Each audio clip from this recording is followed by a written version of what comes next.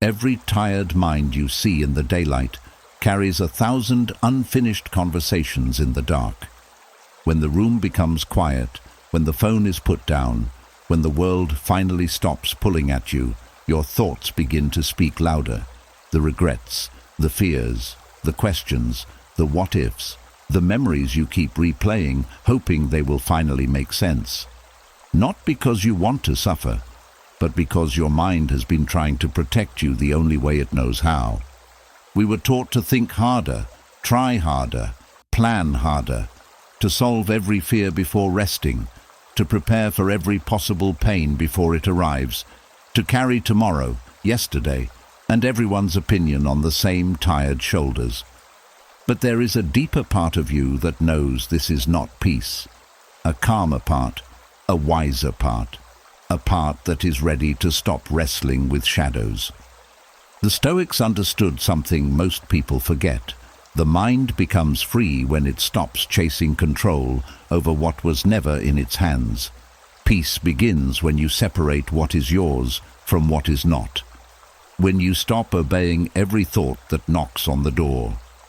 When you learn to watch the storm without becoming the storm. Tonight, this reset is for that part of you. 4 hours to slow the noise. 4 hours to release the thoughts that have been circling for years. 4 hours to return your mind to stillness, your body to rest, and your spirit to the quiet strength it was always meant to carry.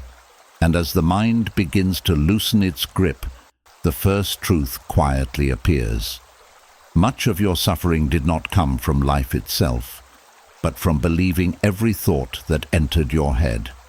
Tonight, we begin where freedom begins, learning that not every voice inside you deserves authority. There is a painful habit many people never notice. A thought appears, and they instantly kneel before it. Something is wrong. You are behind.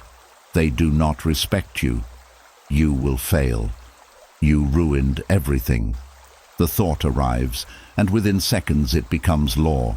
Mood changes, breathing changes, the body tightens, peace disappears. Nothing in the outside world may have changed, yet the whole inner world becomes disturbed. This is how overthinking quietly steals years from a person's life. The Stoics offered a different path. They taught that a thought is not a king, it is not a prophecy, it is not a command, it is only a visitor knocking at the door of the mind.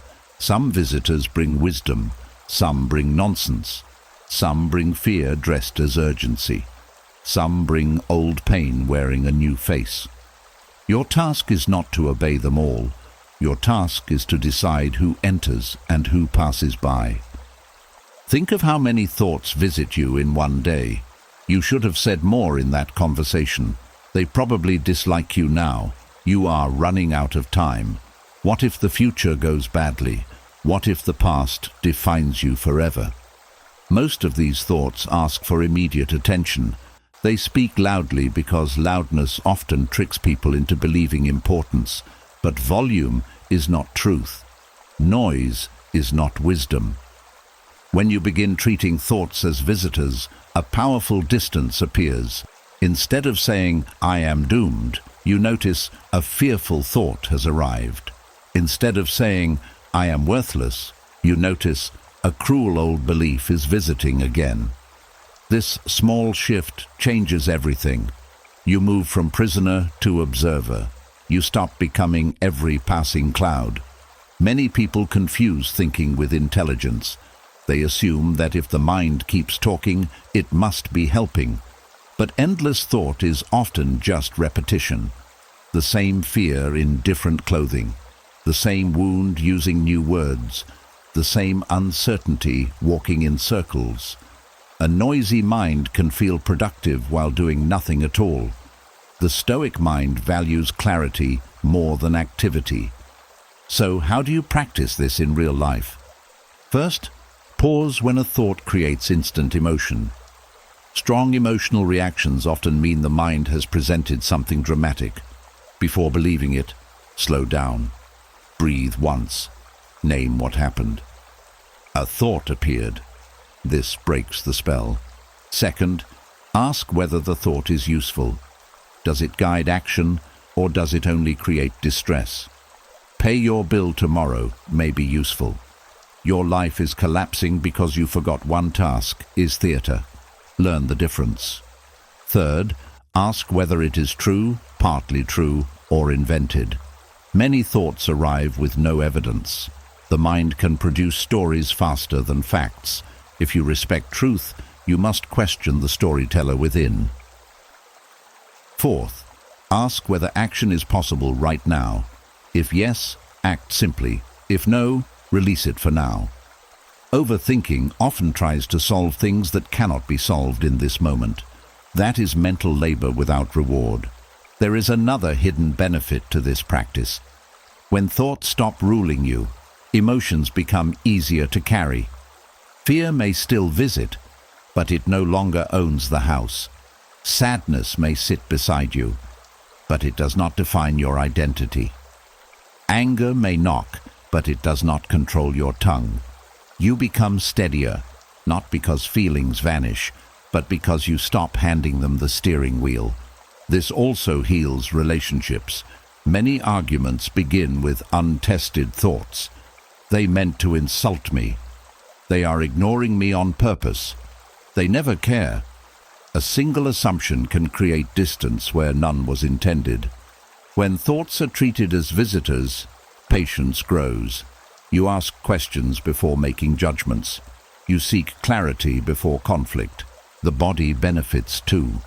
Every believed fear sends signals through the nervous system. Shoulders tighten, jaw clenches, sleep weakens, digestion slows. The body listens to the mind's alarms, even false ones. When you stop treating every thought as an emergency, the body finally receives permission to soften. Do not expect silence overnight. The mind has habits built over years. Visitors will still come often. Some will be persuasive. Some will return repeatedly. That does not mean failure. It means practice. The goal is not to stop thoughts from arriving. The goal is to stop serving every guest who knocks. There will come a moment, perhaps tonight, when an old anxious thought enters and you do not chase it. You simply notice it, let it stand there, and watch it fade from lack of attention. In that moment you will feel something rare and powerful, inner space. And inner space is where peace begins, because the person who believes every thought will always be dragged around by the mind. But the person who observes thoughts calmly becomes something stronger than thought itself. They become free. As that freedom starts to breathe inside you, another hidden source of suffering begins to reveal itself. It is not only the thoughts that enter the mind, but the battles we keep fighting long after life has already moved on. And once you learn to stop obeying every thought, you begin to see the next trap more clearly. Some thoughts do not come to guide you. They come to drag you backward. They pull your mind into rooms you already left, conversations that already ended, choices that can no longer be touched, and pain that keeps pretending it still needs your attention. There is a quiet kind of suffering that looks like reflection, but it is really self-punishment. It happens when the mind keeps returning to what is already finished, not to learn from it, but to fight it again. You replay the sentence you should have said. You revisit the mistake you wish you could undo. You hear someone's tone again and again, trying to discover what they truly meant. You rebuild the whole scene in your head, changing one word, one look, one decision, as if the past will somehow soften if you keep editing it. But the past does not change because you keep arguing with it. It only becomes heavier. This is where overthinking grows. Not from one thought alone, but from resistance. The mind sees something that already happened and says, "No, it should not have gone that way." Then it begins to struggle. It fights the memory. It questions the outcome. It searches for a version of events where you were wiser, calmer, stronger, more loved, more respected, more prepared. And because that version cannot be found in reality, the mind keeps searching in circles. The Stoics understood this deeply. They knew that peace begins when a person stops demanding a different past. You can learn from yesterday, but you cannot negotiate with it. You can take wisdom from it, but you cannot reopen it like a court case. The event has already passed through time. What remains now is not the event itself, but your relationship with it. That relationship can either become a teacher or a prison. A teacher says, "This happened. What can I carry forward with dignity?" A prison says, "This happened. Let me suffer until I find a way to make it unhappen." Many people spend years inside that prison without realizing the door is open. They think they are solving the past, but they are only feeding it with fresh attention. One reason the mind argues with finished things is because it hates powerlessness. The mind wants control. It wants to believe that if it thinks long enough, it can repair what time has already sealed. This is why regret becomes addictive. Regret gives the illusion of action. It makes you feel busy. It makes you feel like you are doing something about the pain. But most of the time, you are only pressing on a bruise and wondering why it still hurts. There is a difference between responsibility and endless punishment. Responsibility looks at the past clearly and says, "I see what I did. I see what happened. I will act better now." Punishment says, "I must keep hurting myself so I can prove I care." The Stoic path does not ask you to pretend nothing happened.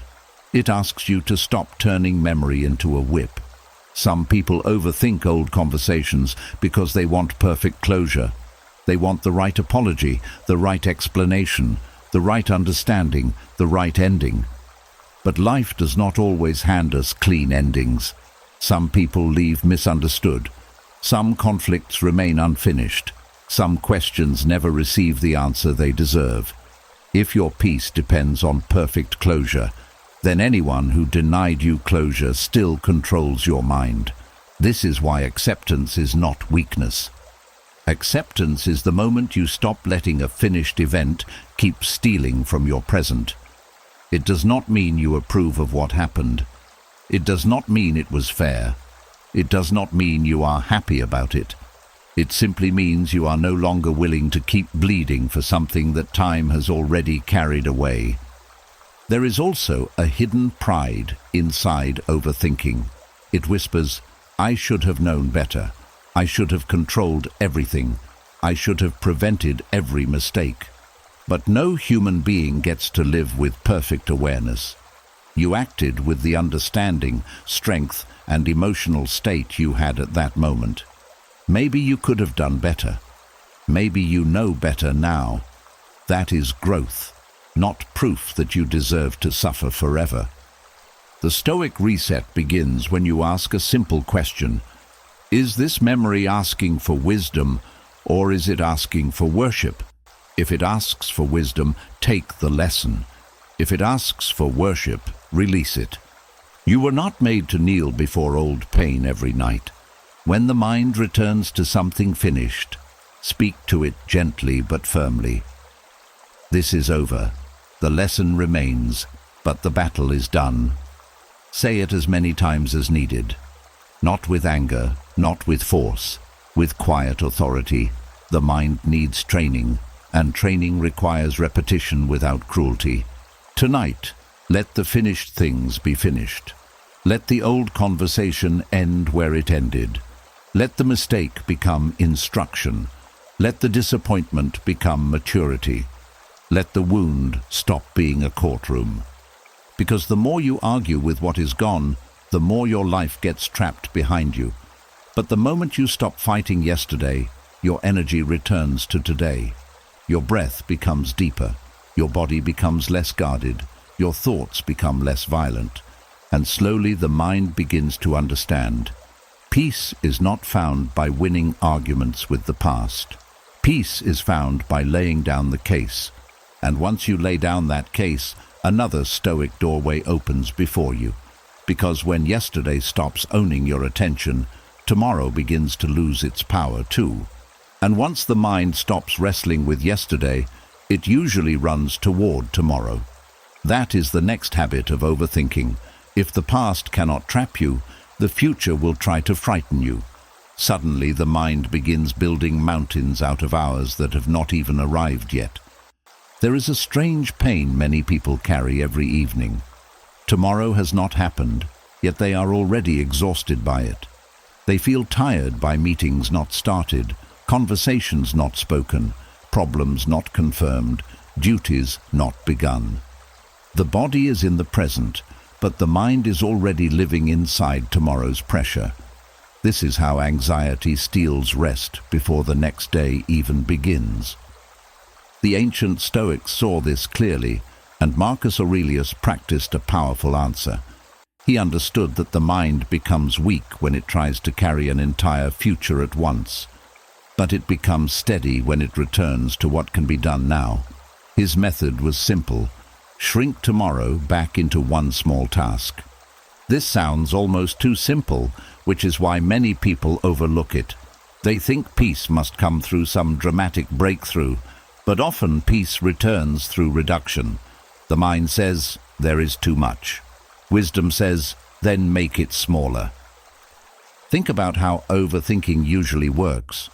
You do not fear one email. You fear your whole career. You do not fear one conversation. You fear rejection, embarrassment, conflict, judgment, and all possible outcomes at once. You do not fear one bill. You fear financial ruin, instability, loss of control, and years of struggle. The mind takes one moment and stretches it into a giant shadow. Marcus Aurelius would bring it back down to size. Instead of asking, how will I survive everything tomorrow? Ask, what is the first honest task?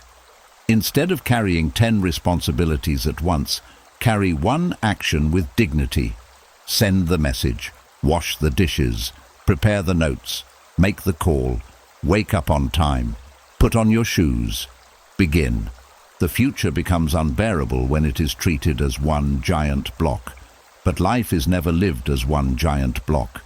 It is lived in steps, breath by breath, choice by choice, action by action. Overthinking forgets this. Stoicism remembers it. There is a deep psychological relief that comes when you reduce tomorrow to one clear move. Confusion creates tension. Clarity creates energy. The nervous system relaxes when it knows what matters first. Many people are not overwhelmed by life itself. They are overwhelmed by lack of sequence. This is why people often feel better after writing a small list. Nothing outside changed yet, but the mind now sees order. The storm becomes lanes.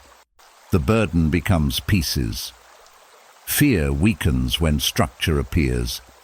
But the Stoic method goes even deeper than productivity. It teaches humility. You are not meant to master an entire future tonight. You are not required to solve next month before sleep. You are not obligated to guarantee perfect outcomes.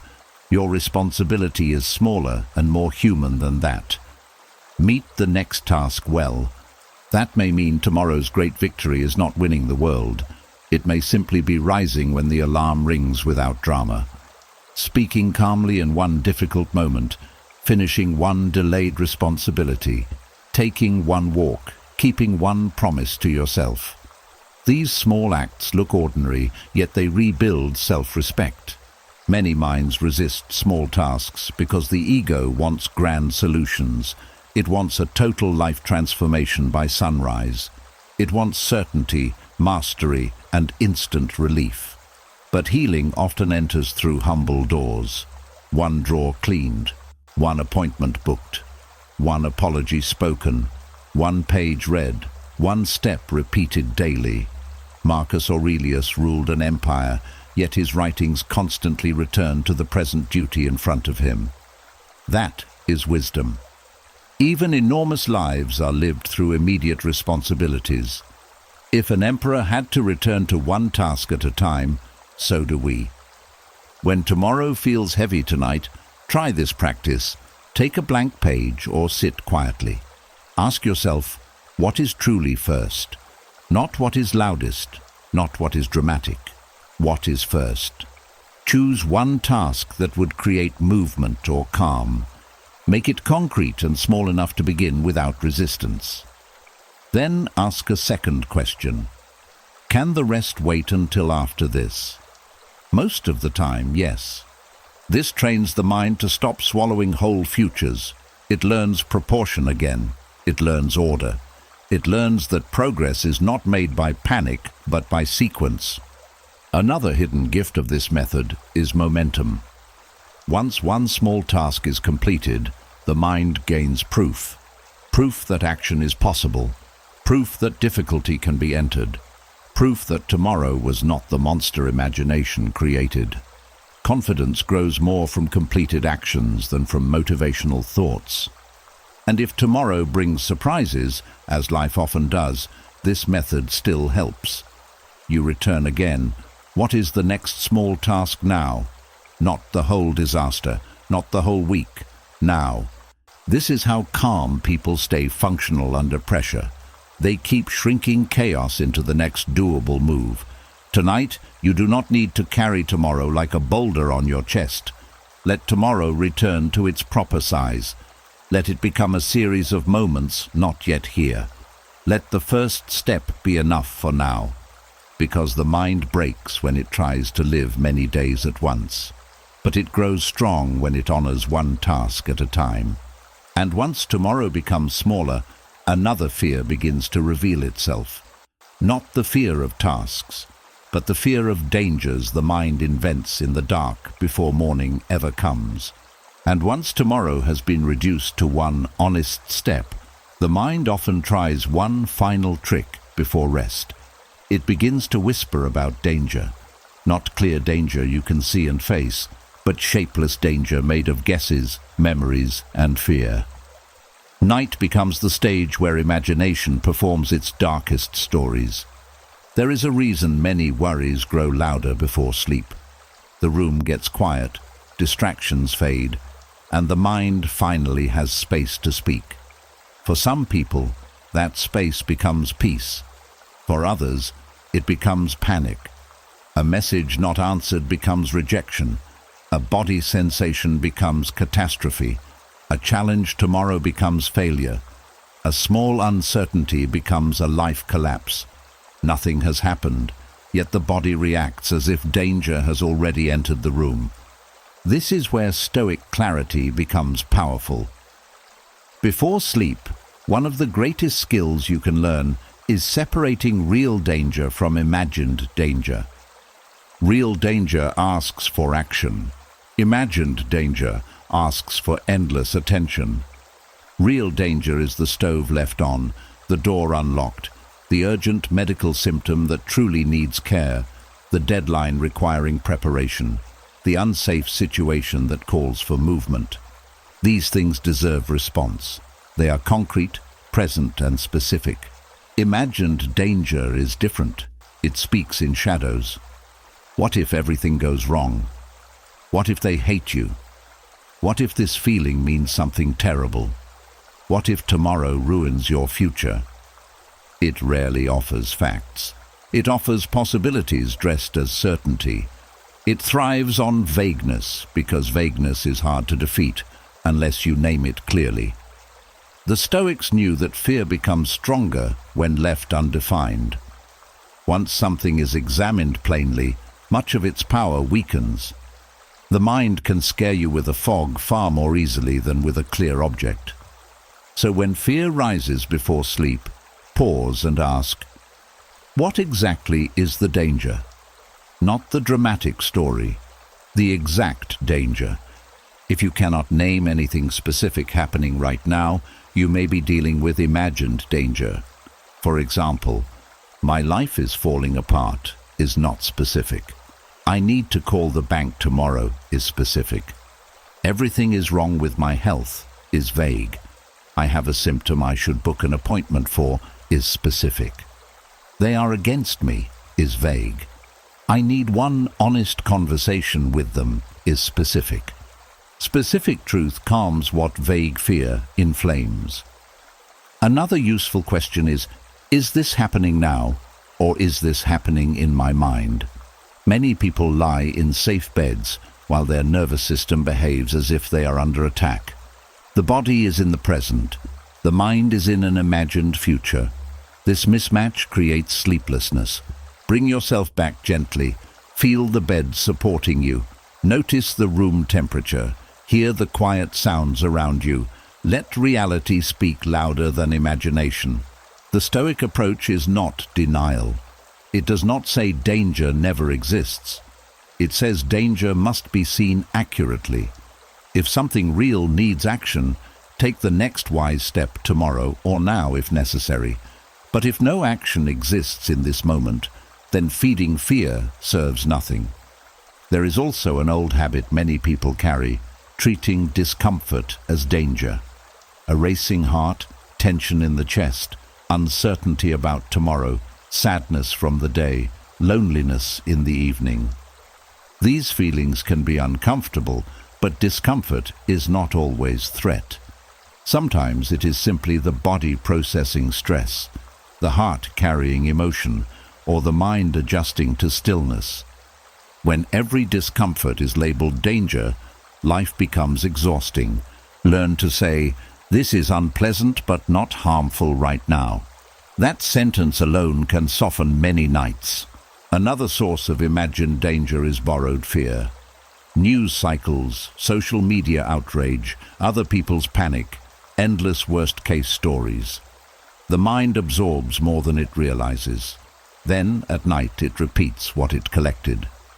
If your evenings are full of alarming noise, do not be surprised when sleep becomes difficult. Protect the final hour before bed. Give the mind cleaner material. Read something steady. Write down one gratitude. Stretch. Breathe slowly. Let the nervous system receive signals of safety instead of stimulation. Marcus Aurelius often reminded himself to see things as they are, not as emotion paints them. This is wisdom before sleep. See the unpaid bill as a bill, not doom. See tomorrow's meeting as a meeting, not judgment day. See uncertainty as uncertainty, not disaster. Fear loves exaggeration. Peace loves proportion. And if a real problem exists, remember this: problems are handled better by a rested mind than an exhausted one. Sleep is not avoidance. Sleep is preparation. Many people try to solve everything at midnight and wake with the same issue plus less strength. Tonight, practice this quiet audit. What is real and present? What is imagined and future-based? What needs action? What only needs release? Let the answers become simple. The person who cannot distinguish fear from fact becomes a servant of anxiety. But the person who learns this boundary gains one of life's rarest gifts: inner steadiness in the dark. As you begin to rest in what is true, another hidden burden starts to loosen. Because sometimes the greatest pain is not future fear at all, but the old wounds we keep reliving long after they ended. And once fear loses some of its power, another pattern becomes easier to notice. Many people are not only hurt by what happened to them, they are hurt again and again by replaying it. The event ended long ago, yet the suffering keeps being renewed inside the mind. There is a quiet tragedy in human life. A painful moment may last 10 minutes, 1 hour, 1 season. But the memory of it can be rehearsed for 10 years. The argument ends, yet you repeat it in the shower. The rejection passes, yet you relive it before sleep. The humiliation is over, yet your body tightens every time you remember it. Someone wounded you once, and without meaning to, you keep helping them from the inside. This is why one of the rarest Stoic skills is refusing to rehearse pain twice. The Stoics understood that pain has 2 layers. The first layer is what happened: loss, betrayal, embarrassment, failure, grief, unfairness. This layer is real and sometimes deeply human. It deserves honesty. It deserves compassion. It deserves time. But the second layer is what the mind keeps doing afterward. Repeating the scene, reopening the wound, retelling the story with sharper edges, asking why again and again with no answer that satisfies. This second layer is often where suffering becomes endless. To rehearse pain means to mentally perform it over and over, as if repetition could heal it. But repetition without wisdom usually deepens grooves instead of closing them. The mind believes it is processing when often it is only preserving. Think of a person who touches a bruise every day to check if it still hurts. Of course it hurts. Constant touching prevents healing. Many minds do the same thing with emotional wounds. Now, this does not mean you should suppress pain or pretend nothing affected you. Stoicism is not emotional numbness. It is emotional discipline. It asks a wiser question. Is this memory helping me heal, or am I feeding it because it is familiar? That question changes everything. Some memories need to be felt once with honesty. Some need tears. Some need conversation. Some need forgiveness. Some need boundaries. Some need lessons drawn from them. But after that, many wounds need space more than attention. There is a difference between remembering and rehearsing. Remembering says, "This happened and I learned from it." Rehearsing says, "Let me suffer through it once more." Remembering gives wisdom. Rehearsing gives exhaustion. Why do people rehearse pain? Sometimes because pain became part of identity. If you have carried an old story for years, releasing it can feel like losing a piece of yourself. Sometimes because the mind believes staying hurt proves innocence. Sometimes because anger feels stronger than grief. Sometimes because familiar pain feels safer than unknown peace. But no matter the reason, the cost is high. Old pain consumes today's energy.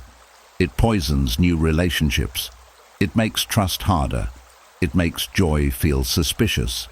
It keeps the nervous system prepared for battles already over. The Stoic response is gentle but firm. When an old, painful memory returns, do not instantly step into the scene. Notice it first. This is a memory visiting. Create distance, then ask, "Do I need something practical from this now?" If the answer is no, let it pass. You do not need to attend every replay your mind schedules. Another powerful practice is to separate facts from drama. Fact: they betrayed your trust. Drama: no one can ever be trusted again. Fact: you failed once. Drama: you ruin everything. Fact: you were embarrassed. Drama: everyone still thinks about it. Pain grows larger when facts get wrapped in sweeping conclusions. Remove the exaggeration, and the wound often becomes more workable. There is also dignity in refusing to let those who harmed you continue renting space in your thoughts.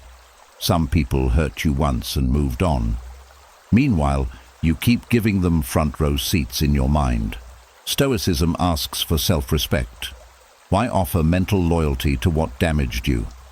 Release does not mean approval. It means independence. If grief is the pain, allow grief. If anger is the pain, examine anger. If fear is the pain, meet fear honestly. But do not turn any of them into a daily ritual. Sometimes healing sounds less dramatic than people expect. It may simply be saying, "Yes, that hurt, and I will not relive it tonight." It may be choosing sleep over rumination. It may be choosing presence over revenge fantasies. It may be choosing today's conversation over yesterday's ghost. Marcus Aurelius often reminded himself that the soul is dyed by the color of its thoughts. If you continually soak the mind in old pain, it shapes the whole inner life. But if you train the mind towards strength, fairness, gratitude, and proportion, a different character begins to emerge. Tonight, you are allowed to stop performing old suffering. You are allowed to leave the courtroom, You are allowed to stop narrating the injury. You are allowed to become more than what happened. This rare skill takes practice because the mind loves old pathways. It returns to what it knows. But every time you decline to rehearse pain, a new path is formed, a quieter one, a freer one. And with time, something surprising happens. The memory may remain, but its sting weakens. The story stays, but it no longer rules the room. You remember without collapsing. You learn without bleeding. That is strength. And once old pain is no longer being replayed, another hidden source of suffering reveals itself. Not wounds from others, but the exhausting inner courtroom where the mind keeps trying to defend your worth. And once you stop rehearsing old pain, you begin to hear another kind of noise inside the mind. It is not always grief. It is not always fear. Sometimes it is a courtroom, a place where you are constantly on trial, constantly explaining, constantly proving, constantly defending yourself against accusations no one may have even spoken. Many people live this way without noticing it. They replay conversations and prepare speeches afterward. They imagine what others think and build arguments against it. They defend decisions that were never questioned. They justify boundaries to people who are not even present. They explain their worth to invisible judges. Outwardly they may look calm, but inwardly they are standing in court every day. This is one of the hidden engines of overthinking. The mind creates fake courts because it fears rejection, misunderstanding, blame, and loss of approval. Somewhere in life, many people learned that being accepted required explanation. Maybe love felt conditional. Maybe mistakes were met with shame. Maybe conflict taught them to over-defend. Maybe they were often misunderstood and had to fight to be heard. So the mind adapts. It says, next time, be ready. Prepare your case. Defend yourself before they can wound you. At first, this may feel protective, but over time, it becomes exhausting. You wake up defending your pace in life. You shower defending something you said last week. You drive while rehearsing what you should have replied. You lie in bed explaining your choices to people who are asleep and unconcerned. The body is in one room. The mind is in trial. The Stoics saw clearly that much suffering comes not from reality, but from imagined judgments about reality. A person may insult you once, but the mind can repeat that insult 100 times and keep responding to it long after the moment passed. Most fake courts are built from assumptions. They think I am failing. They think I am weak. They think I should be further ahead. They think I am selfish for saying no. Sometimes people may think such things. Often they do not. But even if they did, must your peace depend on every opinion? This is where Stoic freedom begins.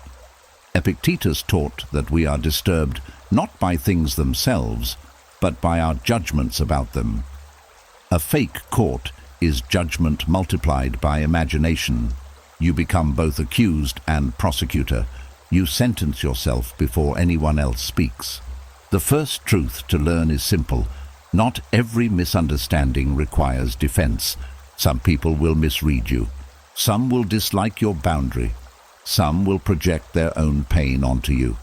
Some will reduce your story to one small moment. If you try to correct every mind that misunderstands you, you will never rest. Many overthinkers believe explanation creates safety, but often explanation only feeds dependence on approval. The more you explain every choice, the more your nervous system learns that your choices need permission. There is a healthier path. Let reality speak where words are unnecessary. Your consistency can speak. Your character can speak. Your calm can speak. Your actions over time can speak. Not every false charge deserves a closing statement. Another reason fake courts form is perfectionism. The mind believes if it can construct the perfect explanation, nobody can reject it. But human beings are not persuaded only by logic. Some people are committed to misunderstanding because it serves their ego, anger, or convenience. No speech can free you from that. This is painful at first, but liberating later. It means your peace no longer depends on flawless self-defense. Notice how often your mind uses the word should. I should have said. They should understand. I should be further ahead. These are courtroom words. They create standards, verdicts, and punishments.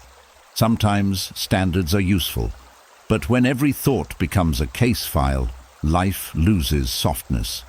The Stoic alternative is clarity without drama. Instead of, I must prove I'm worthy, ask, am I acting with integrity? Instead of, how do I make them understand me? Ask, do I understand myself?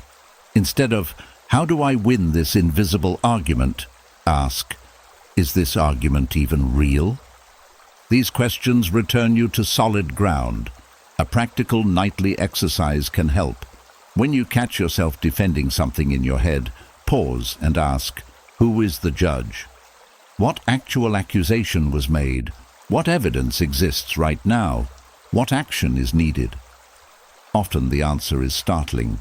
There is no judge, no present accusation, little evidence, and no action required. Only habit, and habits can be retrained. There is also courage in being misunderstood sometimes. It means you are no longer managing every image. It means you are willing to let some people hold incomplete stories while you continue living honestly. Marcus Aurelius wrote reminders to himself because even emperors faced criticism. Yet he returned again and again to inner conduct, not outer applause. He knew reputation is unstable, but character can be chosen daily. Tonight, you do not need to stand before invisible juries. You do not need to explain your healing pace. You do not need to defend every no.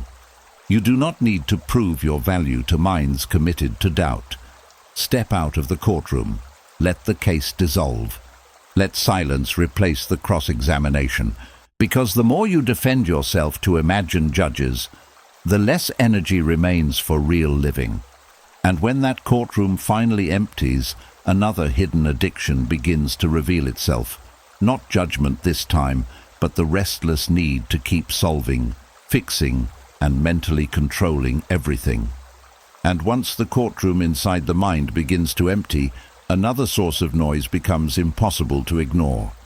It is the constant urge to manage everything, to control outcomes, people, timing, opinions, future events, past consequences, and every uncertain detail in between. The mind grows loud when it tries to hold what was never meant for its hands. Many people think they are overthinking because they care deeply. Sometimes that is true, but often they are overthinking because they are trying to control too widely. They reach mentally into places no human being can command. They try to force how others feel. They try to guarantee success before action begins. They try to prevent every possible disappointment. They try to rewrite what already happened. Then they wonder why peace feels far away. This is where Epictetus offers one of the most powerful resets ever given. Ask, is this mine to control? Such a small question, yet it can quiet an entire storm. Epictetus understood that suffering grows when we confuse what belongs to us with what does not. Our choices, effort, attitude, honesty, discipline, and response belong to us. Other people's minds, the weather, timing, outcomes, reputation, luck, aging, and the past do not belong to us. Trouble begins when the mind keeps trying to own both categories. Think of how much daily stress comes from this confusion. You send a message and try to control the reply. You work hard and try to control how quickly success arrives. You apologize and try to control whether they forgive you. You speak truth and try to control whether everyone agrees. You age and try to control that life changes. No wonder the mind becomes tired. It is carrying borrowed territory. The Stoic reset starts when worry appears, and you ask calmly, is this mine to control? If the answer is yes, act. If the answer is no, release. If the answer is partly, separate the parts. This last part matters deeply. Many problems contain both categories. For example, a job interview. You cannot control the interviewer's mood, company politics, or final decision. You can control preparation, punctuality, presence, honesty, and how you handle the result. Anxiety shrinks when you divide the problem correctly. Most people suffer because they lump everything together. They call the whole mountain my responsibility. But it never was. Another example, relationships. You can control kindness, boundaries, listening, sincerity, and the courage to communicate. You cannot control whether someone matures, values you, changes, stays loyal, or understands your heart fully. Many people break themselves trying to force growth in others. The Stoics would call this misplaced labor. There is grief in accepting limits, but there is freedom too. The mind often resists this question because control feels like safety. It believes that if it worries enough, predicts enough, checks enough, and analyzes enough, disaster can be prevented. Yet much of this effort creates only exhaustion. Worry is not the same as protection. Peace begins when effort becomes cleaner. Instead of controlling outcomes, guide your actions. Instead of controlling opinions, refine your character. Instead of controlling time, use the hour in front of you. Instead of controlling life, participate wisely in it. This reset is especially powerful at night. Many people lie awake trying to solve tomorrow from bed. Ask the question gently. Can I control tomorrow's weather? No. Can I control every person I meet? No. Can I control whether life stays comfortable forever? No. Can I control whether I sleep right this second? Not directly. Can I control breathing slowly, relaxing my jaw, putting the phone away and resting now? Yes. Immediately the mind has a place to stand. There is another hidden gift here, dignity. When you focus on what is yours, self-respect grows. You stop being a victim of endless externals and become a steward of your own conduct. You may not rule the world, but you can rule how you meet it. Marcus Aurelius practiced this repeatedly while leading an empire full of chaos. He could not control war, disease, betrayal, or public opinion completely, but he could control his reason, his fairness, his discipline, and his daily duties. If a ruler of that scale had to return to inner control, then so do we. Use this throughout the day. Someone criticizes you. Is their opinion yours to control? No. Is your response yours? Yes. Plans change suddenly. Is the disruption yours to control? No. Is adaptability yours? Yes. A mistake happened. Is the past yours? No. Is learning from it yours? Yes. This question does not make life perfect. It makes life lighter. And when repeated often enough, something beautiful happens. The noise weakens, not because problems disappear, but because the mind stops wrestling with what it cannot move. Energy returns to places where action matters. Tonight, let this become your anchor. When fear rises, is this mine to control? When regret rises, is this mine to control? When resentment rises, is this mine to control? When tomorrow shouts, is this mine to control? Ask again and again until the storm loses interest, because many thoughts survive only when unchallenged. Once examined, they shrink, and as that noise fades, another truth begins to surface. Some burdens were never yours to carry at all, not tasks, not outcomes, but other people's emotions that you mistook for your responsibility. And once you stop carrying what was never yours to control, a more subtle burden begins to reveal itself. It is not always the future. It is not always other people. Sometimes it is the meaning you attached to one small moment years ago.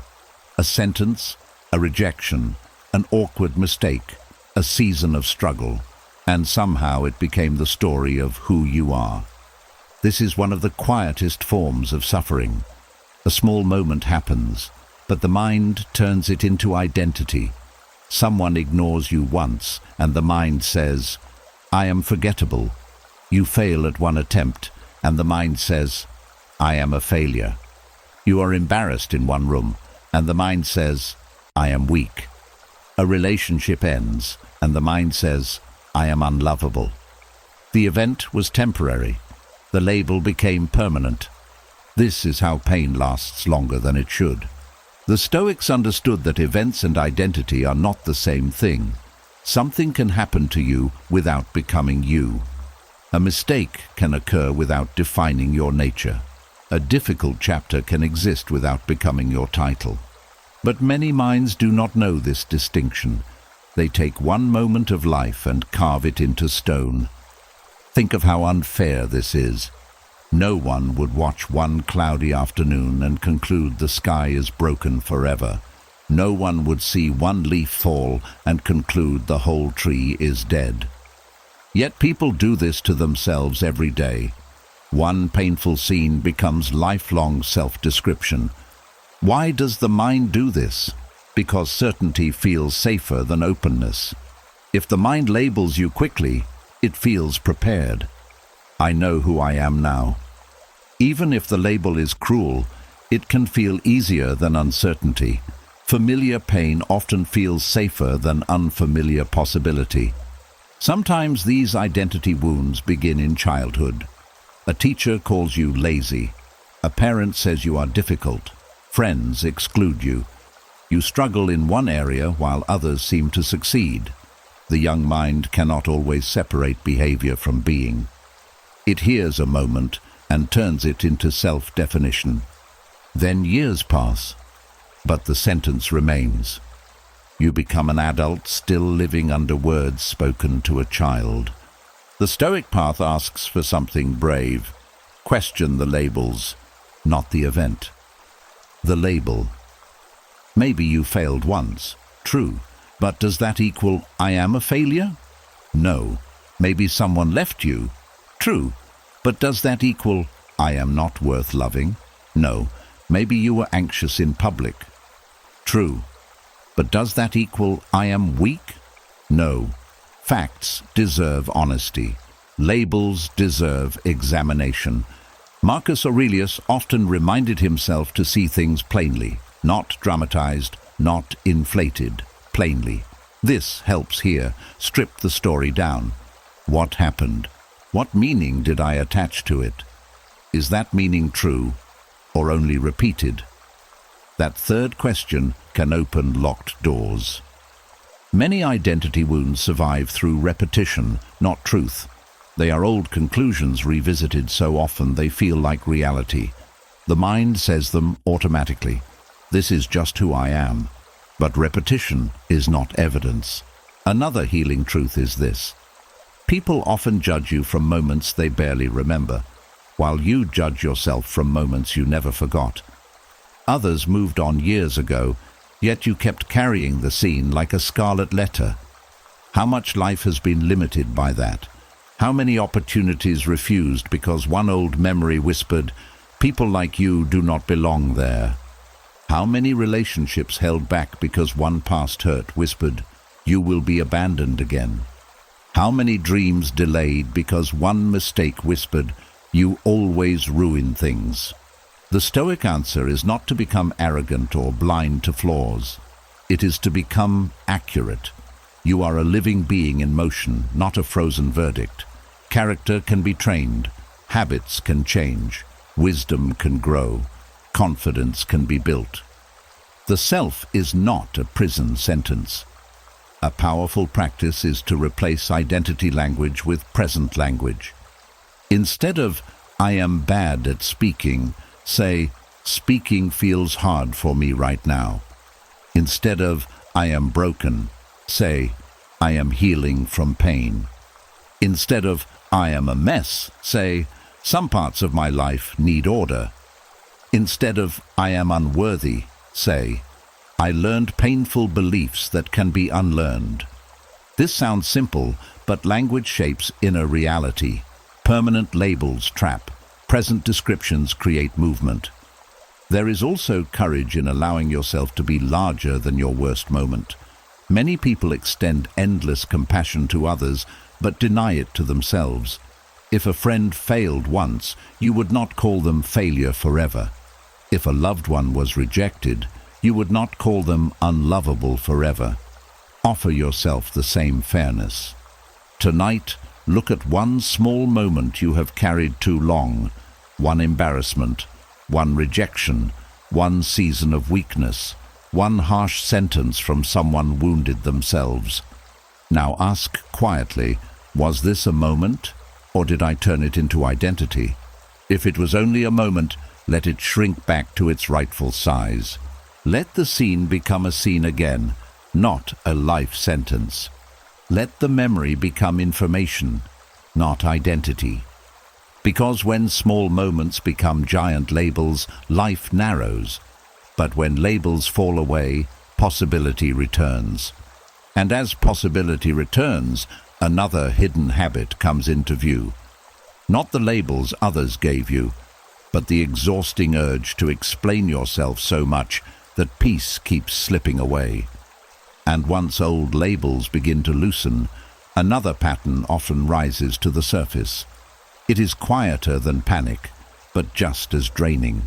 It happens when a person feels the need to explain everything, every choice, every delay, every boundary, every feeling, every no, every change of mind. They speak too much outside because the mind has already been speaking too much inside. This is the hidden link between over-explaining and overthinking. Many people think over-explaining is only a communication habit. It is deeper than that. It usually begins in the inner world first. The mind rehearses conversations before they happen. It predicts judgment. It imagines misunderstanding. It prepares defenses. It builds speeches. By the time the real moment arrives, the nervous system already feels accused. So the person begins explaining not from clarity, but from fear. They say yes, then explain why they are tired. They say no, then explain why they deserve rest. They set a boundary, then explain why they are not a bad person. They make a decision, then explain why it should be respected. They share an opinion, then explain why they are allowed to have it. Notice what is happening beneath the words. The person is not simply communicating. They are asking for permission to exist peacefully. The Stoics would see this clearly. They knew that when your inner authority is weak, you seek authority from others. You hope that if people understand every reason, they will approve. If they approve, maybe you can relax. But approval gained this way is unstable, because now your peace depends on other minds agreeing with your choices. That is a fragile place to live. Why does over-explaining create overthinking? Because every explanation invites more mental labor. After the conversation, the mind returns to review everything. Did I say too much? Did they believe me? Did I sound selfish? Should I have added more detail? Do they think badly of me now? What started as one moment becomes hours of rumination. The person hoped explanation would end anxiety, but it often extends it. Sometimes over-explaining is learned in childhood. A child grows up in an environment where feelings are dismissed, boundaries are challenged, or mistakes require long defense. They learn that simple truth is not enough. They must build a case. So later in life, even healthy situations trigger the same reflex. I need a strong reason to say no. I need evidence to ask for space. I need to justify rest. But adulthood invites a new freedom. You do not always need a courtroom standard defense for ordinary human needs. I can't make it tonight. I need time to think. That doesn't work for me. I've changed my mind. No. These sentences are complete. Many people fear short answers because short answers feel exposed. They think length equals safety, but often length reveals uncertainty. The more tangled the inner state, the more tangled the words. Stoic clarity moves differently. It values truth, proportion, and calm. If something requires explanation, explain it simply. If it does not, do not decorate it with anxiety. Marcus Aurelius led armies, politics, crises, and criticism, yet his writings repeatedly return to inner steadiness, not endless self-justification. He knew something modern minds forget. You can spend your life explaining yourself and still be misunderstood. So what then? Live clearly anyway. Another hidden cost of over-explaining is that it teaches others to push past your first answer. If every no comes with nervous paragraphs, people learn that your boundary is negotiable. They hear uncertainty where you intended kindness. A calm, respectful boundary often needs fewer words, not more. This does not mean becoming cold or rude. It means separating kindness from self-erasure. You can be warm without over-explaining. You can be firm without guilt. You can be private without being dishonest. A powerful practice is to pause before answering and ask, am I speaking to share truth or speaking to manage their reaction? That question exposes a lot. If you are trying to manage their reaction, you may already be trapped in overthinking. Because reactions are not fully yours to control. You can communicate respectfully. You cannot control whether someone likes it, agrees, or responds maturely. Once again, the Stoic lesson returns. Focus on what is yours. Another helpful practice is to notice body signals. Over-explaining often arrives with tight chest, fast speech, nervous smiling, rambling, apologetic tone, or immediate need to fill silence. These are clues that fear, not wisdom, is leading. Slow down. Breathe once. Choose one clear sentence. Let silence do some of the work. Silence can feel uncomfortable at first because silence leaves space for other people's thoughts. But their thoughts were always there. Over-explaining only delayed your awareness of them. Tonight, consider where you most often over-explain. Family, work, relationships, boundaries, rest. Ask yourself what you are trying to earn there. Respect, permission, safety, love. Then ask a deeper question. Can I begin giving some of that to myself? Because the person who trusts themselves needs fewer speeches. The person who accepts their own humanity needs fewer defenses. The person who knows their values needs fewer paragraphs. And slowly, something beautiful happens. The mind quiets because it no longer has to prepare constant testimony. Words become cleaner. Boundaries become lighter. Decisions become steadier. You stop talking in circles because you stop thinking in circles. And once that inner circle breaks, another truth reveals itself. Sometimes the loudest overthinking does not come from speaking too much, but from the inability to sit quietly with yourself when nothing needs solving at all. And once the need to explain begins to fade, many people meet a new challenge they did not expect. They finally get a quiet moment and cannot enjoy it. No crisis is happening. No one is asking anything. Nothing urgent needs fixing.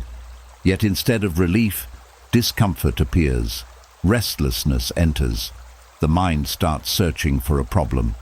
This is why silence feels uncomfortable when the mind is addicted to solving. Many people do not realize they have trained themselves this way. For years they lived in motion, handling tasks, responding to messages, managing emotions, anticipating trouble. fixing mistakes, preparing for what might go wrong. The mind learned that value comes through solving. So when nothing needs solving, it feels useless. When nothing is wrong, it assumes something must be missing. This creates a strange life. Peace arrives, but the mind experiences it as boredom. Stillness arrives, but the mind experiences it as danger. A free evening appears, but the mind fills it with unnecessary worries. Silence enters the room, and the mind starts building noise. The Stoics understood that an undisciplined mind does not know how to rest simply because the world has become quiet. It carries its own storms inside. Without training, silence becomes a mirror, and many people would rather chase problems than face what the mirror reflects. Think of how often this happens. You sit down to rest, then suddenly remember 10 tasks. You lie in bed, then begin reviewing old conversations. You take a walk, then start predicting future trouble. You have a peaceful day, then feel guilty for not doing more. Nothing outside created distress. The addicted mind did. Why? Because solving can become emotional stimulation. Problems create urgency. Urgency creates focus. Focus temporarily distracts you from emptiness, grief, loneliness, uncertainty, or unresolved feelings. In this way, constant problem solving can become a hiding place. If I keep fixing, I do not have to feel. If I keep planning, I do not have to be still. If I keep worrying, I do not have to face deeper hunger. This is why some people become anxious the moment life slows down. The silence removes distractions and reveals what was waiting underneath. The Stoic path does not shame this. It simply invites awareness. You are not broken because quiet feels hard. You are trained. And what was trained can be retrained. The first step is to stop treating every silent moment as empty space that must be filled. Silence is not absence. It is room. Room for breath. Room for recovery. Room for truth. Room for thought that is not frantic. Room for a nervous system to unclench. Marcus Aurelius often turned inward not to panic, but to steady himself. He knew solitude could be medicine when used wisely. Many modern minds use solitude only as a place to continue mental labor, but silence can be a place where labor ends. A practical practice is to sit for 5 minutes with no task except noticing. Notice the breath. Notice the chair supporting you. Notice sounds without naming them problems. Notice thoughts arriving without chasing them. At first, this may feel irritating. That is normal. The addicted mind expects stimulation. It wants a case to solve, a fire to fight, a screen to scroll, a puzzle to grip. Let it protest. Do not obey immediately. Discomfort in silence is often withdrawal from constant mental activity. Another helpful shift is to replace the question, "What should I be doing?" with, "What is already enough right now?" That question interrupts the hunger for endless productivity. Sometimes enough is washing one dish. Sometimes enough is taking one walk. Sometimes enough is closing your eyes for 10 minutes. Sometimes enough is simply being alive in a quiet room. Many people were never taught that being can have value without performing. There is also grief hidden here. When silence comes, old sadness may rise. Unprocessed disappointment may appear. Tiredness may finally be felt. This is not failure. It is honesty. The body often stores what busyness helped you avoid. Let some feelings surface without labeling them emergencies. You do not need to solve every emotion the moment it appears.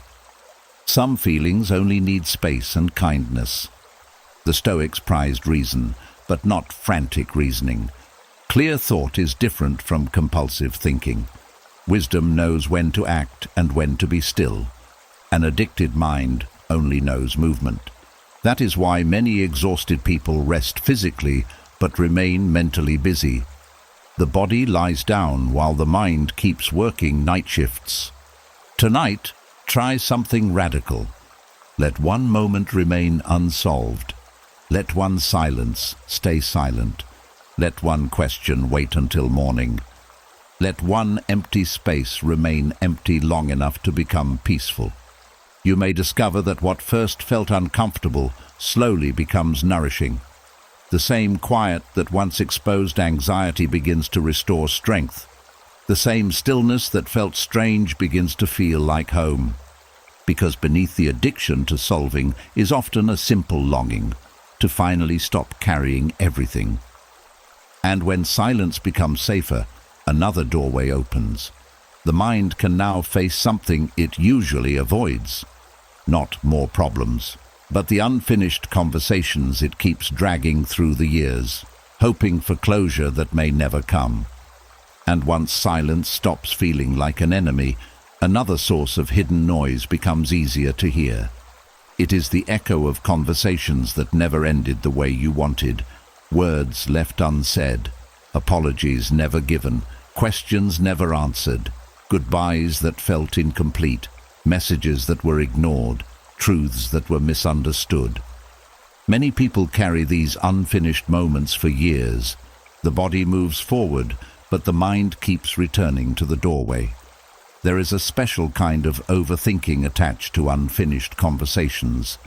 The mind believes closure is just one more sentence away. If only you could explain better. If only they would finally understand. If only you could ask one last question. If only they would admit what they did. If only the ending were cleaner. So the mind reopens the scene again and again, searching for a peace it expects another person to deliver. But the Stoics knew something difficult and freeing. Not every conversation receives a tidy ending. Not every chapter closes with understanding. Not every person will meet you in maturity. Some doors stay half open in memory, and still life asks you to walk on. This is the Stoic art of letting unfinished conversations remain unfinished. Many people resist this because unfinished things feel uncomfortable.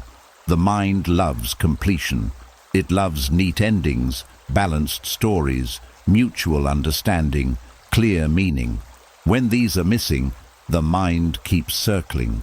It tries to complete the picture through imagination. Why did they change? What did they really mean? Do they regret it? Would one more message fix everything? Did they ever care?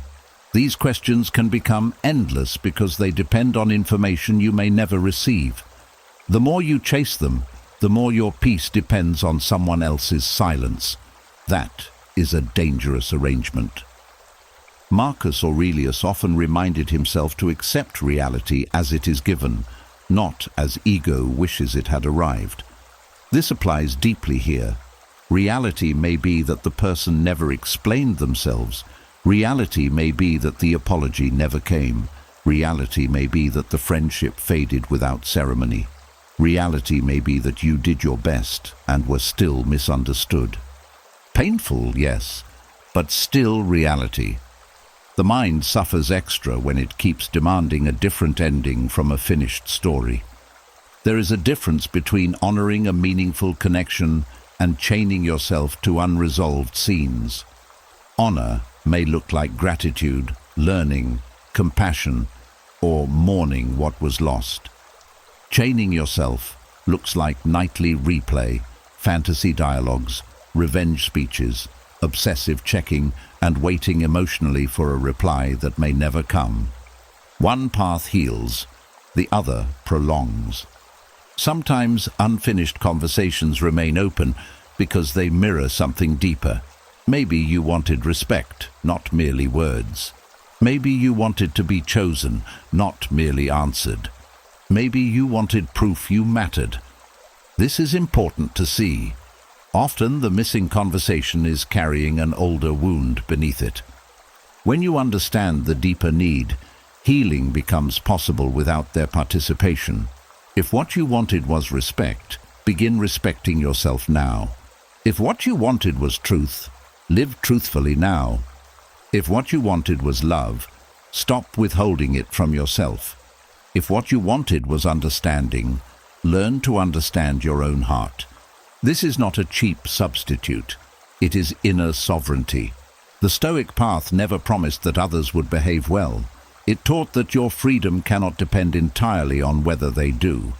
A powerful practice is to write the conversation privately, then release it. Say everything you needed to say on paper. Let the anger speak. Let the grief speak. Let the tenderness speak. Let the disappointment speak. Then ask, does this need to be sent, or did it simply need to be heard by me? Many times expression heals what contact would only inflame. Another wise practice is to separate closure from contact. They are not the same. Contact means speaking again. Closure means no longer needing the conversation to continue in order to live peacefully. Some people regain contact and still feel trapped. Others never speak again and become free. Closure is an inside job more often than people realize. There is also humility in accepting that some people cannot give what you seek. Not because you were unworthy, but because they lacked the depth, courage, honesty, or emotional tools. Asking a closed person for full closure can be like asking winter for ripe fruit. You may wait a long time. Tonight, consider one unfinished conversation that still visits your mind. Notice how much energy it has borrowed. Notice how often it arrives when life becomes quiet. Then ask gently, is this conversation unfinished in reality, or only unfinished inside me? If it is inside you, then your healing can begin inside you too. You may never get the perfect reply. You may never hear the apology. You may never know every motive. You may never be fully understood by that person. And yet peace is still possible. You are allowed to let the story remain incomplete. You are allowed to stop standing at the doorway. You are allowed to bless what was good, grieve what was not, learn what you can, and continue walking. Because some endings do not come through one last talk. They come through one last attachment being released. And once those old conversations stop echoing so loudly, another hidden burden becomes visible. The exhausting habit of replaying the past itself, as if it could still be edited by enough thought. And once unfinished conversations begin to lose their grip, the mind often moves to an even older habit. It stops replaying one conversation and starts replaying whole chapters, decisions, mistakes, missed chances, relationships, seasons of weakness. It opens the past like an old document and keeps trying to edit lines that time has already saved. This is one of the most exhausting forms of overthinking. Many people spend years doing silent surgery on yesterday. They rewrite what they should have said. They redesign choices they made with less wisdom than they have now.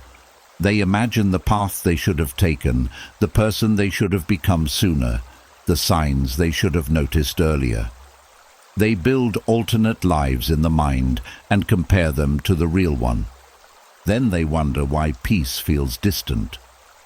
The Stoics saw clearly that the past has one door still open, the door of learning. Every other door is closed. You cannot return to change the action, but you can return to understand it. You cannot relive the chapter, but you can carry its lesson forward. Once you try to use the past for anything else, suffering grows. Think of what mental editing really is. It is the hope that enough thinking can reverse time. It is grief wearing the clothes of productivity. It feels active, but it produces nothing except heaviness. The mind says, if only I chose differently, if only I noticed sooner, if only I stayed, if only I left earlier, if only I knew then what I know now. But of course you did not know then what you know now. Wisdom often arrives after experience, not before it. To judge your past self by your current awareness is unfair. It is like criticizing a child for not knowing what age was meant to teach. Marcus Aurelius often reminded himself to work with what is in front of him, not with fantasies of what should have been. This is powerful medicine. The life in front of you needs energy now. But mental editing steals today's strength and spends it on a currency that no longer exists. There is also pride hidden in this habit. The mind quietly assumes life should have unfolded perfectly if only you had been sharper, stronger, calmer, more mature, more prepared. But no human being lives without confusion, blind spots, fear, and mistakes. You are always going to learn some lessons through pain. That does not mean pain was good. It means pain happened, and now wisdom can grow from it.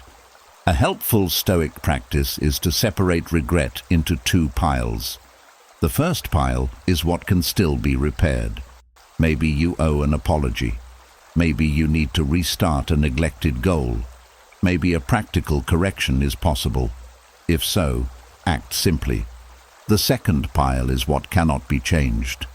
Time passed, someone left. A season was wasted, an opportunity closed. If it truly cannot be altered, then thought must change its role. It can no longer be editor. It must become witness and student. This shift is freedom. Instead of asking, "How do I change that?" ask, "What did that teach me?" Instead of asking, "Why did I ruin it?" ask, "How can I live wiser now?" Instead of asking, "What if I had chosen differently?" ask, "What can I choose differently next?" The mind often resists this because fantasy versions of life can look beautiful. In imagination, every other path is cleaner, richer, easier, more loved. But imagined roads never include their hidden costs. The relationship you idealize may have carried pain you forget. The career you missed may have drained your spirit. The city you never moved to may have brought loneliness. The person you never became may have lost gifts the current you carries. The mind edits selectively. It highlights what was missed and hides what was avoided. Another healing truth: many painful past choices were survival choices. You chose with the emotional tools, fears, wounds, and understanding you had then. Maybe not perfectly, maybe not bravely enough, but often you were doing the best available to that version of you. Offer that version compassion, not because everything was right, because cruelty now changes nothing. There is strength in saying, "I would choose differently today." That sentence honors growth without condemning history. Tonight, when an old memory asks to be rewritten, pause. Breathe once. Say quietly, "This cannot be edited. It can only be integrated." Let the lesson remain. Let the shame reduce. Let the scene return to its proper place in time. You do not need to drag every old mistake into the present to prove you care. Sometimes carrying it forward only proves you forgot how to set it down. The Stoics never asked you to love every chapter. They asked you to use every chapter. Some seasons were wasteful. Some were painful. Some were confusing. Some were beautiful and gone. All of them can still become material for wisdom. And wisdom is more useful than regret. As this habit softens, something surprising happens. The past becomes quieter. Memory remains, but it no longer demands reconstruction. Energy returns to the day in front of you. The chest feels lighter. The mind becomes less divided. Because peace is not found by becoming the editor of old chapters. Peace is found by becoming the author of the next one. And once the past stops begging for revision, another hidden burden reveals itself. Not old choices this time, but worries you have been carrying for other people as if they belong to you. And once the past no longer asks to be rewritten, the mind often reveals another heavy habit. It is not regret this time. It is carrying problems that were never yours. Other people's moods, other people's choices, other people's irresponsibility.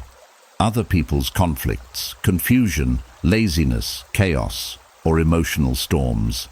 Many people lie down at night with shoulders full of burdens placed there by someone else. This is why rest feels difficult for kind people. They care deeply, but caring slowly turns into carrying. They listen to everyone. They worry for everyone. They mentally solve lives they do not live. They replay another person's mistakes as if thinking harder could rescue them. They feel guilty relaxing while someone else is struggling. They mistake concern for duty. Then bedtime comes, and instead of sleeping, they continue working invisible jobs. The Stoics would call this misplaced labor. You are allowed to love people without becoming their storage room. This is the nighttime discipline of returning borrowed problems to their owners. Many borrowed problems arrive disguised as responsibility. A friend makes reckless choices, and you feel responsible to fix the consequences. A family member refuses to grow, and you feel responsible to carry the stress. A partner avoids honesty, and you feel responsible to keep peace. An adult child refuses discipline, and you feel responsible to save them repeatedly. A co-worker neglects duties, and you feel responsible to absorb extra weight. At first, helping may be noble, but when another person repeatedly avoids their own burden because you keep lifting it, both people weaken. They lose growth. You lose peace. Epictetus taught that each person has their own sphere of control. Their choices belong to them. Their habits belong to them. Their reactions belong to them. Their lessons belong to them. Compassion can support from the outside, but it cannot replace inner responsibility. This truth can feel harsh until it becomes freeing. Because many sleepless minds are not tired from their own lives. They are tired from mentally managing several lives at once. Think of what happens at night. You replay what they should do. You predict what will happen to them. You feel anxious about consequences they created. You draft speeches to save them. You imagine disasters to prevent. You carry their future while neglecting your own present. This is emotional overreach, even when motivated by love. Marcus Aurelius reminded himself to keep his own ruling mind in order. That matters here. Your first duty is stewardship of your own inner world. If you collapse under everyone else's weight, you become less useful to them and less alive to yourself. Returning borrowed problems does not mean becoming cold. It means placing ownership where it belongs. You can care that someone is struggling without taking over their struggle. You can advise without absorbing. You can love without rescuing endlessly. You can be present without being consumed. A practical nightly exercise can help. Before sleep, bring to mind the worries you are carrying. Name them one by one. My brother's choices. My friend's breakup. My co-worker's laziness. My parents' refusal to change. My child's lesson they must learn. Then ask gently, is this mine to solve tonight? Most often the answer is no. Then visualize handing it back, not with anger, but with order. This belongs to their decisions. This belongs to their growth. This belongs to their timing. This belongs to life, teaching them what I cannot. You are not abandoning them. You are restoring boundaries. Another hidden reason people carry borrowed problems is identity. Being the fixer can feel valuable. Being needed can feel like love. Being responsible for everyone can feel like purpose. But if your worth depends on carrying others, rest will always feel selfish. The Stoic path offers a healthier identity. Be useful, not entangled. Useful people help when wise. Entangled people help even when destructive. Useful people support growth. Entangled people prevent consequences that growth requires. This distinction matters. Sometimes the most loving act is allowing someone to face the weight they keep avoiding. Pain teaches what lectures cannot. There is also humility in accepting your limits. You cannot think someone into maturity. You cannot worry someone into discipline. You cannot love someone into honesty if they refuse it. You may inspire, guide, encourage, and model, but you cannot live their lessons for them. Tonight, let that truth soften your chest. If action is truly needed tomorrow, take wise action tomorrow. But midnight is not the hour for carrying every unfinished life. Midnight is the hour for returning loads that do not belong in your bed. Tell yourself quietly, I release what is not mine. I trust others to meet their own path. I keep compassion, but I release possession. I keep love, but I release control. I keep care, but I release burden. This discipline may feel strange at first. People accustomed to overcarrying often feel guilt when they set things down. But guilt is not always guidance. Sometimes guilt is just the feeling of breaking an unhealthy habit. Stay with it. With time, you will notice more breath in the body, less jaw tension, fewer racing thoughts, more energy for the responsibilities that are actually yours. Because peace does not come from carrying everyone, peace comes from carrying rightly. And once borrowed problems are returned, another hidden chain becomes visible. The desperate need for perfect closure before allowing yourself to finally rest. And once you stop carrying what belongs to others, the mind often reveals one final bargain it has been making for years. It says, I will rest when everything is resolved. I will be calm when every question is answered. I will move on when every ending feels complete. Until then, peace is postponed. This is how many people unknowingly imprison themselves. They wait for the apology that never comes. They wait for the explanation that may never be honest. They wait for justice to arrive in a clean and visible form. They wait to fully understand why someone changed, why love ended, why trust broke, why life turned sharply in one season. They believe closure must come first, and only then can healing begin. But the Stoics knew something wiser. Peace often begins when you stop demanding perfect closure. Closure sounds noble, but many times it is disguised control. The mind wants a tidy ending because tidy endings feel safe. It wants every loose thread tied, every motive revealed, every wound acknowledged, every chapter summarized neatly. Yet life rarely moves with such courtesy. Some stories end abruptly. Some people disappear emotionally before they leave physically. Some betrayals never explain themselves. Some losses make no satisfying sense. If your peace depends on life behaving neatly, peace will keep being delayed. Marcus Aurelius lived in a world of war, illness, betrayal, political chaos, and mortality. He could not demand that events wrap themselves in comforting explanations. Instead, he practiced accepting what reality gave and choosing his response within it. That is a deeper form of closure than any speech from another person. Many people confuse closure with contact. They think one more conversation will free them, one more message, one more chance to be understood, one more chance to ask why, one more chance to hear regret. Sometimes conversation helps, but often it does not. Sometimes the other person is confused, dishonest, defensive, shallow, avoidant, or simply unable to give what you seek. Then contact becomes another wound disguised as hope. Closure is not always found in dialogue. Sometimes it is found in clarity. Clarity that they were not who you hoped. Clarity that the chapter changed you. Clarity that what happened hurt. Clarity that waiting longer is costing you. Clarity that your life still deserves movement. That kind of closure does not require their participation. Another trap is demanding emotional closure before taking practical steps forward. People say, I need to feel fully healed before I start again.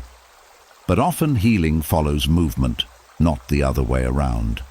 You may never feel a perfect inner click that says the story is complete. Sometimes peace grows quietly while you build new habits, meet new people, create new routines, and stop feeding old attachments. The Stoic path values progress over ceremony. Life does not always announce endings with music and meaning. Sometimes endings are plain. Sometimes they are messy. Sometimes they are unfair. Sometimes they are silent. Yet they are still endings. One reason perfect closure is so addictive is because it promises relief without surrender. If the other person apologizes perfectly, then you can release pain while still holding the story tightly. If life explains everything, then you can let go without grieving uncertainty. But many forms of peace require surrender first. Surrender of needing every answer. Surrender of needing them to become wiser. Surrender of needing the past to look different. Surrender of needing justice to arrive on your preferred schedule. This surrender can feel like loss at first, but it often becomes spaciousness. Epictetus would remind us to distinguish what is ours from what is not. Another person's honesty is not yours. Their remorse is not yours. Their self-awareness is not yours. Time already past is not yours. What is yours is your interpretation, your conduct, your next step, your ability to release. That is enough. A practical nightly exercise can help. Bring to mind one unresolved situation. Notice what you are still demanding. An apology, a reason, a reversal, recognition. Then ask softly, if this never comes, can I still choose peace? At first, the mind may resist. Let it resist. Then ask again. Because hidden beneath many sleepless nights is not the wound itself, but the demand attached to it. When the demand loosens, breath returns. There is also dignity in incomplete endings. It means you are strong enough to continue without every answer. It means you trust life more than certainty. It means you no longer need every chapter to bow before you turn the page. Tonight, you are allowed to stop waiting at doors that may never open. You are allowed to stop reading old messages for clues. You are allowed to stop needing them to become the person who would heal what they caused. You are allowed to heal without permission. The Stoics did not teach that life would always feel fair. They taught that the soul can remain steady even when life is unfinished. That is real peace, not the peace of perfect endings, the peace of inner steadiness amid imperfect ones. And once the demand for closure fades, another powerful skill begins to emerge: the ability to watch thoughts arrive without entering every argument they invite you into.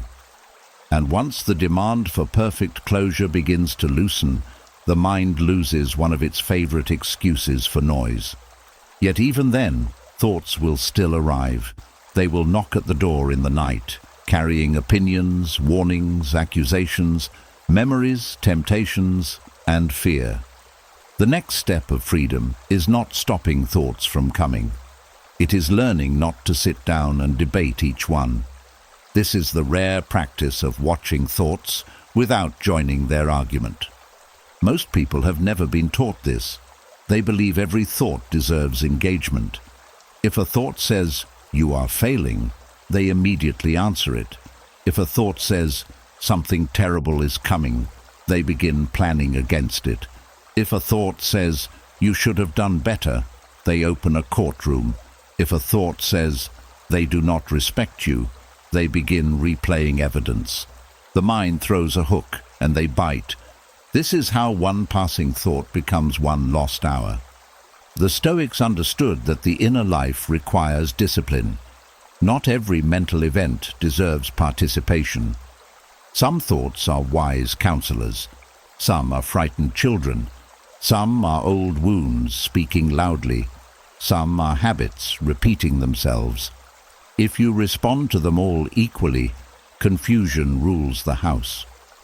Marcus Aurelius often wrote reminders to himself, not because he had no troubling thoughts, but because he knew thoughts must be examined, not obeyed automatically. He practiced standing apart from the noise long enough to see clearly. That pause is powerful. When a thought appears, there are two possible movements. The first is unconscious joining. The second is conscious watching. Unconscious joining sounds like this. What if I fail? Becomes an hour of panic. They looked at me strangely becomes a story of rejection. I made a mistake becomes self-attack. I feel tired becomes fear that life is collapsing. Conscious watching sounds different. A fear thought has appeared. A story about rejection is forming. Self-criticism is visiting. My body feels tired, and the mind is dramatizing it. This small shift creates distance, and distance creates freedom. Many people think watching thoughts means suppressing them. It does not. Suppression is another form of wrestling. Watching is simpler. It means allowing the thought to exist without climbing inside it. Like clouds crossing the sky, like cars passing a window, like noise from another room, present but not personal. One reason arguments with thoughts become endless is that many thoughts are not interested in truth. They are interested in repetition. Anxiety thoughts repeat danger. Shame thoughts repeat unworthiness. Anger thoughts repeat injustice. They can always generate new evidence because their purpose is continuation, not resolution. Have you noticed this? You answer one fear, and another appears. You solve one worry, and the mind invents the next. You defend yourself once, and a new accusation rises. This is why arguing with certain thoughts can feel like debating smoke. The Stoic alternative is to ask, is this thought useful, true, and actionable now? If yes, respond with calm reason. If no, let it pass without ceremony. Epictetus would remind us that impressions arrive first, but judgment is optional. In simple terms, a thought may appear automatically, but you do not have to crown it king. This matters deeply at night. Bedtime is when many minds become vulnerable. The body is still, distractions are fewer, and old mental habits wake up. A single thought can invite a spiral. What if tomorrow goes badly? What if I never fix my life? What if they never loved me? Instead of answering each one, practice watching. There is the fear thought. There is the lonely thought. There is the hopeless thought. There is the control thought. Notice the language. You are no longer saying, I am doomed. You are saying, doom thinking is present. Identity loosens. Space returns. A practical exercise can help. Sit quietly for 5 minutes. Each time a thought arises, label it gently. Planning, judging, remembering, fearing, comparing, craving. Then let it move on. No need to solve, no need to punish, no need to continue the conversation. This trains the mind to observe patterns rather than become patterns. Another hidden benefit is emotional maturity. When you stop joining every argument, reactions slow down. You become less impulsive with words, messages, spending, anger, and decisions. Many harmful actions begin with a thought that was believed too quickly. Watching creates wise delay. There is also compassion in this practice. Some thoughts come from old pain. If a wounded part of you says, no one stays, it may not need debate. It may need gentleness. Watching lets you respond wisely instead of harshly. Tonight, let thoughts arrive if they must. You do not need to barricade the door. You do not need to entertain every guest. You do not need to win every argument. Let some thoughts speak into empty space until they tire themselves out. because the person who joins every inner argument becomes exhausted, but the person who learns to witness thoughts calmly begins to know a different kind of strength, quiet authority. And once that authority grows, another truth appears. Much of what felt like preparation was never preparation at all. It was punishment wearing a responsible face. And once you learn to watch thoughts without entering every argument, another hidden pattern becomes easier to recognize. Some thoughts do not come as fear or shame. They come disguised as responsibility. They say they are helping you prepare. They say they are making you ready. But in truth, they are only hurting you in advance. This is how many people confuse preparation with punishment. The mind tells itself, if I worry now, I will be safer later. If I criticize myself first, failure will hurt less. If I imagine every worst-case scenario, I will be ready. If I stay tense, I will stay sharp. It sounds wise on the surface, but look closely. Nothing has happened yet, and you are already suffering. That is not preparation. That is pre-suffering. The Stoics valued readiness, discipline, and foresight. But they did not teach unnecessary torment. They believed in clear thinking, practical action, and inner steadiness. There is a vast difference between preparing wisely and punishing yourself emotionally before life even arrives. Preparation is calm. Punishment is frantic. Preparation creates clarity. Punishment creates exhaustion. Preparation leads to action. Punishment leads to paralysis. Think of a student before an exam. Real preparation is studying, reviewing material, resting well, arriving on time, and doing their best. Punishment is staying awake in panic, repeating, I'm going to fail, imagining humiliation, comparing themselves to others, and draining energy the night before. Or think of a difficult conversation. Preparation is deciding your truth, choosing a calm tone, knowing your boundaries, and being willing to listen. Punishment is replaying fights in your head for 3 days, imagining rejection, writing speeches full of fear, and entering the moment already wounded. One path strengthens you. The other weakens you. Many people learned punishment early in life. They were praised only when anxious enough, productive enough, hard enough on themselves, always striving. Rest felt lazy. Ease felt dangerous. Gentleness felt like losing edge. So they began to believe stress equals seriousness. But stress is not always commitment. Sometimes it is simply an old habit. Marcus Aurelius carried immense responsibility, yet his writings repeatedly returned to composure. He reminded himself to meet tasks with reason, not panic. If chaos outside did not require chaos inside for an emperor, then it does not require it for you either. Ask yourself honestly, when you worry about tomorrow for hours, what practical thing are you doing? If nothing useful is being done, you may not be preparing. You may be punishing yourself in the costume of diligence. This matters because punishment drains the very strength needed for tomorrow.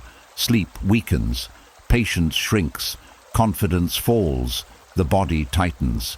Then the next day becomes harder, and the anxious mind says, "See, you needed more worry." So the cycle continues. The Stoic reset breaks this cycle through simple questions. What can I actually do now? What cannot be done now? What would wise preparation look like? What would needless suffering look like? These questions separate clean effort from emotional waste. Sometimes wise preparation is surprisingly small. Lay out your clothes. Write 3 priorities. Set an alarm. Review 1 page. Take a walk. Drink water. Breathe deeply. Go to sleep. These acts look ordinary, yet they often outperform hours of rumination. Another important truth: self-criticism is not the same as discipline. Many people insult themselves and call it motivation. You're behind. You always mess things up. You're weak. This may create temporary pressure, but pressure is not mastery. Harshness narrows the mind. Calm discipline steadies it. Epictetus taught that we control our judgments and choices. This means you can choose a new inner method. You can prepare through order instead of fear, through repetition instead of panic, through self-respect instead of self-attack. Tonight, notice where you are punishing yourself early. Are you suffering tomorrow's meeting tonight? Are you carrying next month's bills in this hour? Are you rehearsing rejection before anyone has spoken? Are you attacking yourself for mistakes not yet made? Pause. Return to the present. Do one useful thing, then stop. That stopping is powerful. Many people know how to work. Few know how to stop when enough has been done. But peace often begins there. Say quietly, I choose readiness, not torment. I choose action, not spirals. I choose rest as part of preparation. I choose respect over fear. The body listens when you speak this way. Shoulders soften, breath deepens, sleep becomes more possible. Tomorrow becomes lighter because tonight is no longer being used as a punishment chamber, and something beautiful happens over time. You become more effective with less inner violence. You trust that calm effort can carry you further than panic ever did.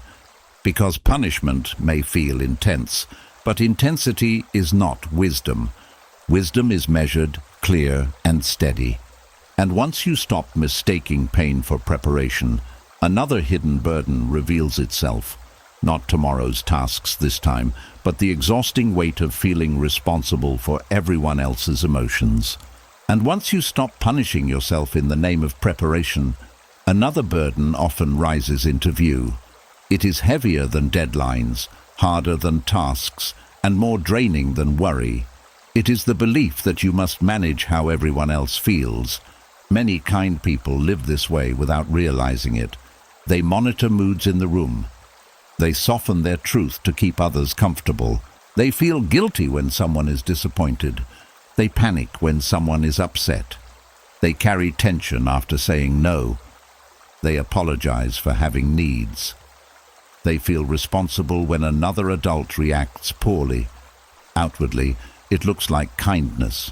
Inwardly, it often feels like exhaustion. This is where the Stoic reset becomes life-changing. You are not responsible for everyone's emotions. You may influence feelings. You may care about feelings. You may choose to respond with compassion. But you do not own another person's inner world. That distinction can free years of overthinking. Many people learned emotional over-responsibility early. Perhaps peace at home depended on reading moods. Perhaps love was withdrawn when others were displeased. Perhaps conflict felt dangerous, so you became skilled at smoothing everything quickly. Perhaps you were praised for being easy, helpful, agreeable, low maintenance. So the nervous system adapted. It learned, if others are upset, I must fix it. If others are disappointed, I did something wrong. If someone is cold toward me, I must repair the mood. If someone misunderstands me, I must explain until harmony returns. These beliefs may have helped you survive old environments, but they can imprison adult life. The Stoics saw clearly that each person is responsible for their own judgments, reactions, and character. Epictetus would remind us that what belongs to another person is not ours to govern. Their anger belongs to them. Their immaturity belongs to them. Their expectations belong to them. Their disappointment belongs to them. This does not mean becoming uncaring. It means becoming correctly caring. Correct care says, I can be respectful without self-erasing. I can be honest without controlling your reaction. I can say no without managing your feelings afterward. I can love you without carrying your storms. That is mature compassion. Many overthinkers spend hours replaying moments because someone else was upset. They seemed annoyed. Maybe I hurt them. I should have said it differently. I need to fix this now. Sometimes repair is wise. If you acted unfairly, apologize. If you were careless, correct it. But often no repair is needed. What is needed is tolerance for another person having feelings. This is difficult for people who equate harmony with safety, but healthy relationships allow emotional weather. Someone can be disappointed and survive. Someone can disagree and survive. Someone can misunderstand temporarily and survive. Someone can feel frustration without it meaning you failed. Marcus Aurelius led people through conflict, war, ego, and human unpredictability. He could not make everyone pleased. No leader, parent, friend, or partner can. He focused instead on his own conduct, justice, steadiness, honesty, restraint. That is the Stoic way. Ask yourself, did I act with respect? Was I truthful? Did I honor my values? If yes, then another person's discomfort may simply be their work to do. A powerful practice is to stop chasing mood shifts immediately. If someone becomes quiet, you do not need instant panic.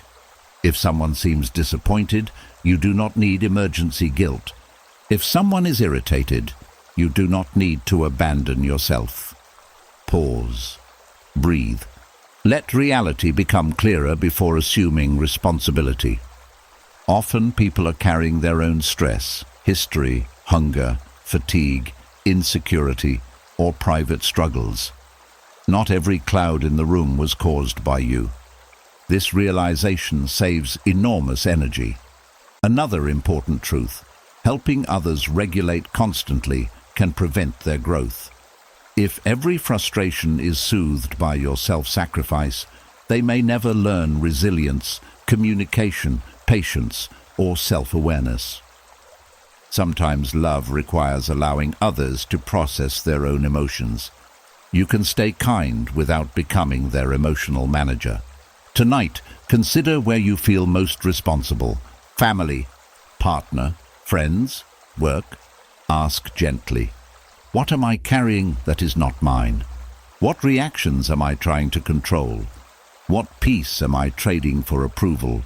Then begin returning what does not belong to you: their disappointment, their timing, their healing, their emotional habits, their interpretations. You may still care deeply, but care without boundaries becomes self-neglect. Say quietly, I release the need to keep everyone comfortable. I choose honesty over image management. I choose compassion without possession. I allow others the dignity of their own feelings. This may feel uncomfortable at first. Guilt often appears when unhealthy patterns are interrupted, but guilt is not always truth. Sometimes it is just the sensation of changing.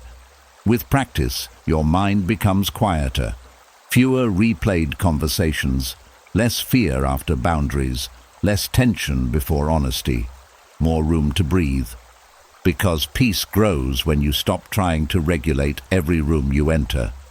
And once you release the weight of other people's emotions, another hidden truth appears. Many of your darkest thoughts are not warnings at all. They are stories created by an exhausted mind.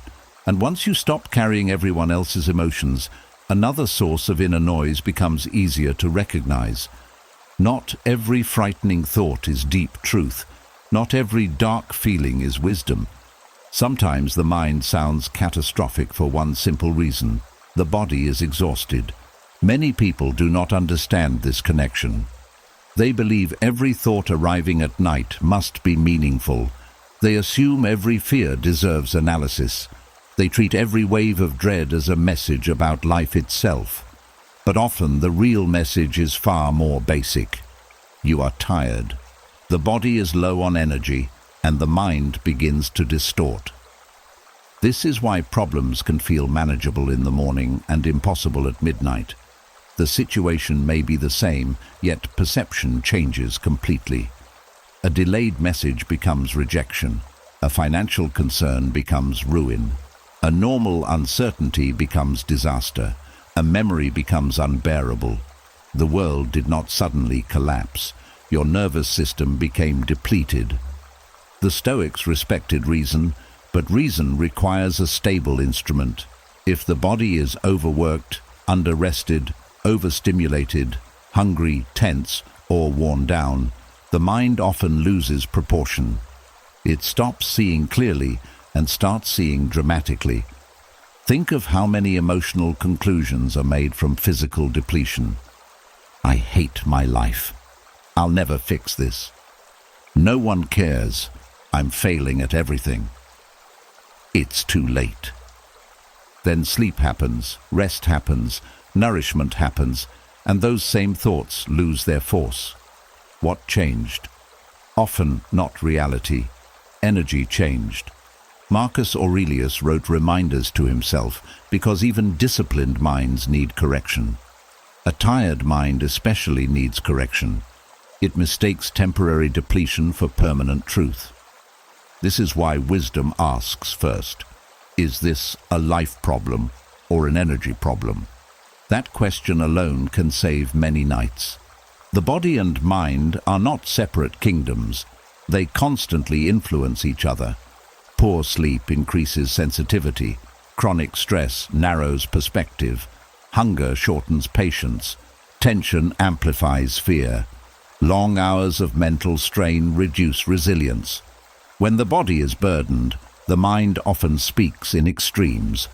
An exhausted brain prefers survival language. Everything feels urgent. Everything feels threatening. Everything feels final. This is biology, not prophecy. Many overthinkers make a painful mistake. They analyze their life most intensely when they are least resourced to think well. They hold midnight court sessions while depleted. They judge relationships when tired. They evaluate their future when dysregulated. They revisit trauma when overstimulated. This is like trying to read clearly through storm water.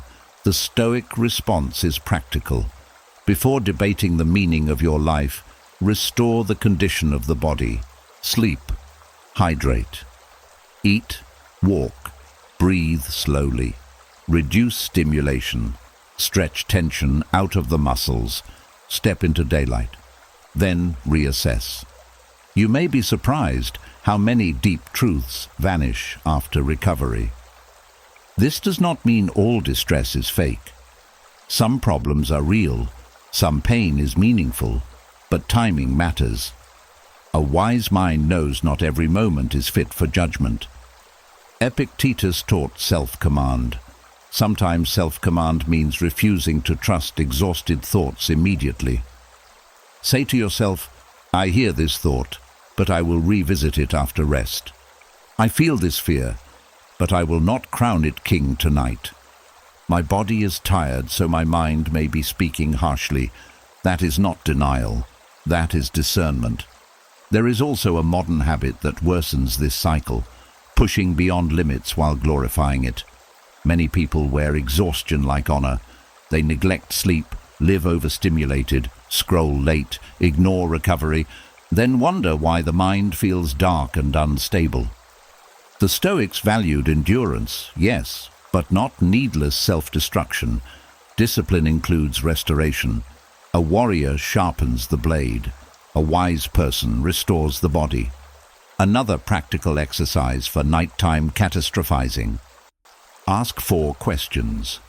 Have I slept enough lately? Have I eaten properly today? Have I been carrying stress without release? Would this thought feel as powerful after rest? Often the answers reveal more than the thought itself. Tonight, if your mind is creating disasters, do not instantly assume your life is broken. Check whether your body is asking for mercy. Maybe you do not need a new identity. Maybe you need sleep. Maybe you do not need to solve your future. Maybe you need food and a walk tomorrow. Maybe you do not need to decode every emotion. Maybe you need nervous system recovery. This truth is humble, but powerful. The body often whispers long before the mind screams. Learn to listen earlier. As energy returns, perception becomes steadier. Problems shrink to actual size. Patience comes back. Hope becomes available again. What felt impossible becomes manageable. What felt final becomes temporary. Because exhaustion paints with dark colors. Rest restores proportion. And once the body is no longer creating false emergencies, another Stoic doorway opens. The ability to write your fears down plainly until they lose the mystery that made them so powerful. And once you see how exhaustion can darken the mind, another truth becomes clear. Many fears survive not because they are powerful, but because they remain vague. They live in shadows. They move as feelings without shape. They whisper danger without details. What stays unnamed often feels larger than it truly is. This is why one of the oldest and wisest practices is simple. Write the fear down until it loses its mystery. Many people carry fear only in the head. It spins there without edges. It changes form every hour. It grows when looked at indirectly. The mind says something is wrong, but cannot explain clearly what. It says, "I'm scared," but offers only fog. And because the fear has no defined shape, it can feel endless. The Stoics knew that clear sight weakens confusion. Seneca often used writing to examine emotions, judgments, and worries. Putting thought onto paper forces the mind to become honest. Drama must become sentences. Panic must become language. And many fears shrink the moment they are translated. Think of what happens when fear stays inside. It merges 10 worries into one sensation. It mixes future possibilities with present facts. It combines memory, imagination, shame, and uncertainty. It creates heaviness without clarity, but writing separates the strands. Instead of "everything is falling apart," the page may reveal, "I'm worried about money. I'm avoiding one difficult conversation. I'm tired and lonely. I feel behind compared to others." Now the monster has names, and named things are easier to face. This practice is ancient because it works across centuries. Human minds still inflate what they do not inspect. Marcus Aurelius wrote private reflections not to perform wisdom, but to recover it.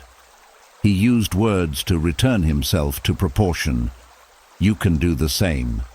When fear rises, take paper or a note app and begin plainly. What exactly am I afraid of? What am I imagining? What facts exist right now? What is uncertain but not confirmed? What can I do? What must I accept? These questions turn panic into structure. Structure calms the nervous system. Many people discover that beneath a giant fear sits one small neglected task.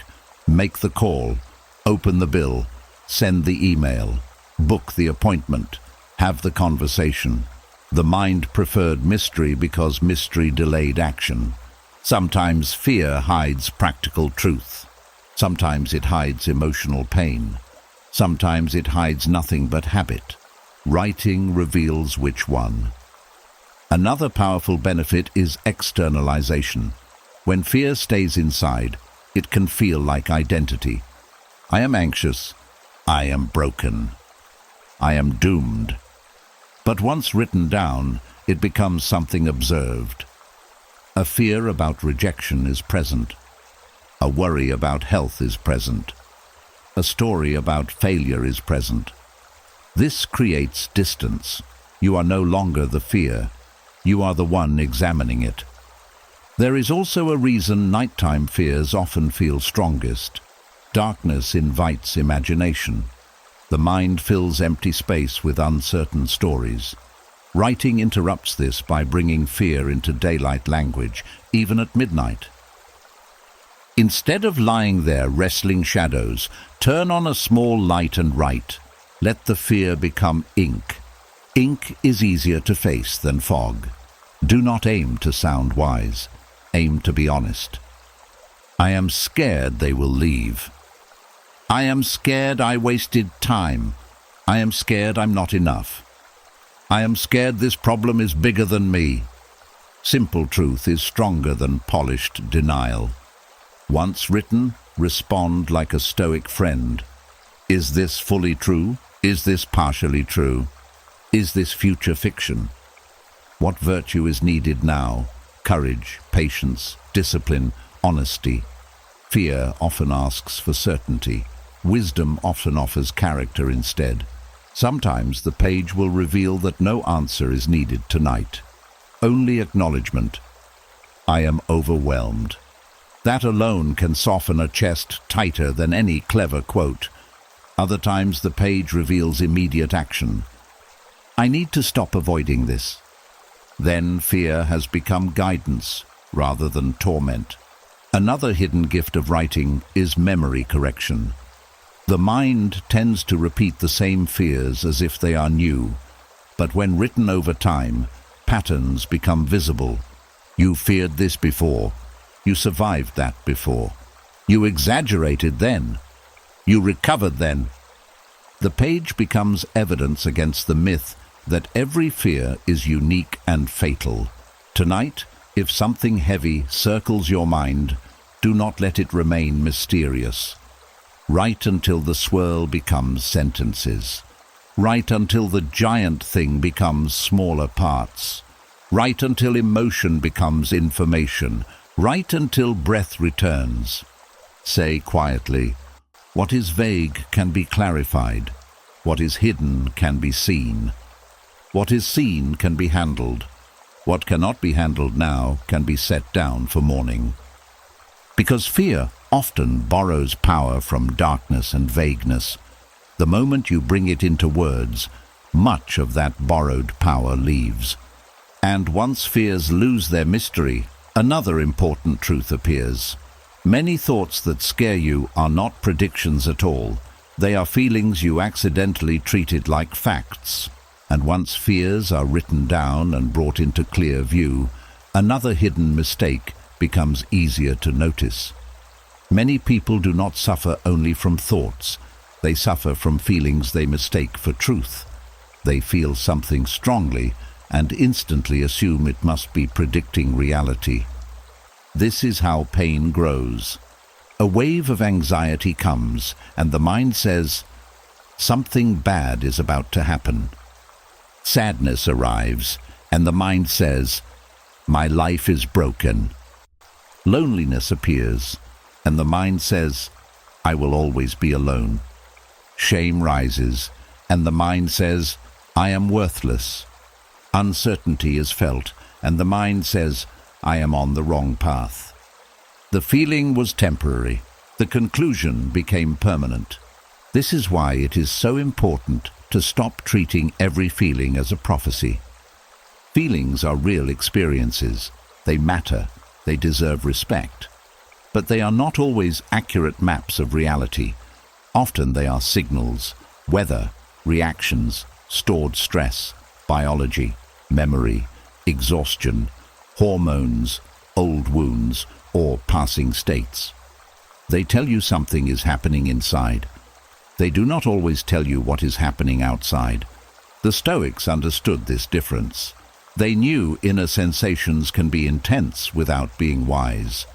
A pounding heart does not always mean danger. Shame does not always mean guilt. Fear does not always mean threat. Urgency does not always mean importance. Marcus Aurelius often reminded himself to examine impressions before accepting them. This matters deeply here. A feeling is often the first impression, not the final truth. Think of weather. Rain does not mean the earth is ruined. Wind does not mean the sky is broken. Clouds do not mean the sun is gone forever. Likewise, anxiety does not mean catastrophe. Sadness does not mean hopelessness. Anger does not mean action is needed. Restlessness does not mean something is wrong. The mind becomes calmer when it learns emotional weather can pass without needing dramatic interpretation. Many people were never taught this. They grew up in homes where emotions ruled the room. If someone felt angry, everyone reacted. If someone felt anxious, panic spread. If someone felt ashamed, silence followed. So later in life, feelings still feel like commands. But adulthood offers a new skill: pause before obeying. When a strong feeling rises, try this simple Stoic sequence. Name it. This is anxiety. This is sadness. This is jealousy. This is disappointment. Naming creates distance. Then ask, what story is the mind attaching to this feeling? You may notice anxiety attaching disaster, sadness attaching hopelessness, loneliness attaching forever, anger attaching revenge. Now ask a third question. Is that story proven or only felt? This question saves many lives from needless suffering, because feelings often borrow certainty they have not earned. For example, you may feel behind in life, but feeling behind is not proof you are ruined. It may simply mean comparison has entered the room. You may feel unloved after conflict, but feeling unloved is not proof love vanished. It may mean hurt is active. You may feel trapped, but feeling trapped is not proof there are no options. It may mean fear cannot yet see them. Epictetus taught that what disturbs us is not events themselves, but our judgments about them. Feelings can trigger judgments quickly. The Stoic path is to slow that process. Another helpful truth: some feelings need care, not conclusions. Tiredness may need sleep. Irritability may need boundaries. Emptiness may need connection. Anxiety may need grounding. Shame may need compassion. Restlessness may need movement. You do not always need philosophy first. Sometimes you need simple human care. This is especially true at night. Many people feel emotions more strongly in darkness and isolation. Then they make sweeping decisions. I need to quit. I need to end this. I'll never recover. I know the truth now. But midnight emotions often speak with borrowed intensity. Revisit major conclusions in daylight whenever possible. There is also dignity in allowing feelings without becoming them. Instead of, I am hopeless, say, hopelessness is visiting. Instead of, I am broken, say, pain is present. Instead of, I am doomed, say, fear is active. This language protects identity from temporary states. Tonight, if a heavy feeling rises, do not rush to decode your whole life through it. Sit with it, breathe with it, name it, let it be felt in the body without turning it into a prophecy.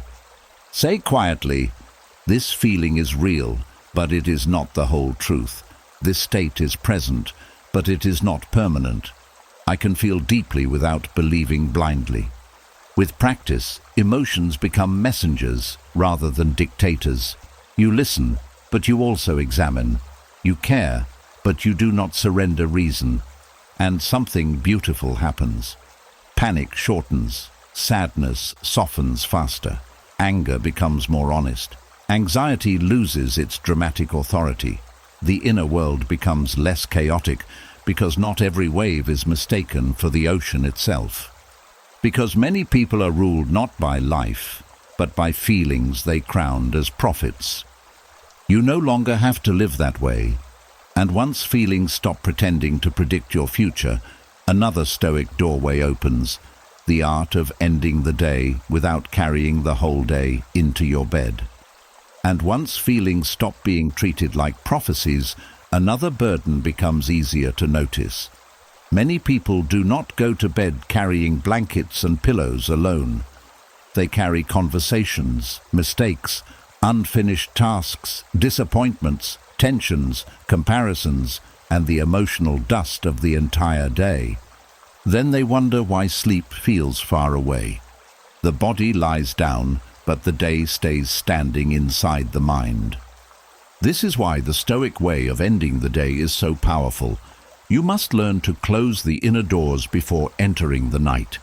Many people never truly end the day. They only stop moving. They move from work to bed, from screens to pillows, from tasks to darkness. But inwardly, the machinery keeps running. The mind replays what was said. It counts what was not finished. It judges what went wrong. It predicts tomorrow. It carries everyone's energy home. Rest cannot fully enter a house still crowded with the day. The Stoics practiced reflection, but not endless rumination. They believed in reviewing life to grow wiser, then releasing what no longer needed to be held. Seneca often reflected on the day's actions, not to torture himself, but to learn and restore order. This is the difference. Reflection closes the day. Rumination extends it. Reflection asks, what did I do well? Where can I improve? What matters now? Rumination asks, why am I like this? Why did they do that? What if tomorrow goes badly? Why can't I stop thinking? One path leads to wisdom, the other leads to exhaustion. The Stoic evening reset begins with one truth. The day is over, whether your mind accepts it or not. That conversation already happened. That mistake already occurred. That email can wait until morning. That unfinished task belongs to tomorrow's hands. That tension does not need to sleep beside you. Marcus Aurelius often returned himself to the present moment. At night, the present moment is no longer the meeting, the traffic, the argument, or the pressure. The present moment is the bed, the breath, the room, the chance to restore strength. Many people deny themselves this because they confuse carrying with caring. They think if they keep thinking about the day, they are being responsible. But responsibility has limits. Beyond a certain point, continued thinking becomes self-disturbance. A practical Stoic ritual can change your nights. Before bed, sit quietly for a few minutes. Ask 3 questions. What from today truly needs attention tomorrow? Write it down briefly. Once written, the mind no longer needs to guard it. What from today can be released because it is complete? Name it and let it go. What from today taught me something? Take the lesson, not the weight. This simple practice teaches the mind that wisdom may remain while burden leaves. Another important skill is separating facts from emotional residue. Fact, you had a difficult conversation. Residue, you keep reliving it for 3 hours. Fact, you made a mistake. Residue, you call yourself a failure all night. Fact, you did not finish everything. Residue, you feel guilty for being human. The facts may be real. The residue is optional. The body also needs signals that the day is ending. Light matters. Screens matter. Breath matters. Pace matters. If you run mentally until the last minute, do not be surprised when sleep arrives late. The nervous system needs transition, not sudden collapse. Slow the room, dim the lights, lower the volume. Move more gently. Let your body know battle hours are over. Epictetus taught focusing on what is within your control. At night, you may not control sleep instantly, but you can control preparation for sleep. You can choose what enters your eyes, ears, and mind. You can choose whether to reopen old arguments. You can choose whether to feed tomorrow from tonight. There is also grace in accepting incompletion. Some days are messy. Some tasks remain undone. Some emotions remain unresolved. Some seasons are heavy. You do not need a perfect day to deserve rest. That sentence alone heals many people. You do not need a perfect day to deserve rest. Tonight, release the idea that sleep must be earned by flawless performance. You are not a machine shutting down after maximum output. You are a human being who needs recovery. Say quietly, the day has ended. What was done is done. What was missed can meet me tomorrow. What was painful can soften overnight. What was learned may stay. What was heavy may leave. This is how the Stoic mind enters bed lighter, not by denying life, not by solving everything, but by respecting endings. And when you begin ending each day properly, something beautiful happens. Sleep becomes less of a battle and more of a return. The mind trusts that it does not need to keep watch over every unfinished thing, because peace often begins not in the morning, but in the way you close the night. And once the day no longer follows you into bed, another hidden truth appears. Much of your overthinking was never wisdom at all. It was the ego trying to control uncertainty. And once you learn how to end the day without dragging every burden into bed, a deeper source of mental noise begins to reveal itself. It is not always fear. It is not always responsibility. Sometimes it is pride wearing the mask of concern. Sometimes overthinking is the ego trying to control uncertainty. This can be hard to see because overthinking often looks intelligent. It looks careful. It looks responsible. It looks like someone who cares deeply. But beneath much of it is a simpler impulse. I cannot tolerate not knowing. The ego hates uncertainty because uncertainty reminds it of limits. You cannot know exactly how others feel. You cannot guarantee tomorrow. You cannot force perfect outcomes. You cannot predict every twist of life. You cannot prevent all pain. You cannot control time. To the humble mind, this is reality. To the ego, this feels offensive. So it begins thinking harder. It tries to calculate every scenario. It replays conversations to decode hidden meanings. It predicts disasters to feel prepared. It seeks certainty through endless mental effort. It asks the same questions repeatedly, hoping one more round of thought will produce control. But uncertainty is not a puzzle that thought always solves.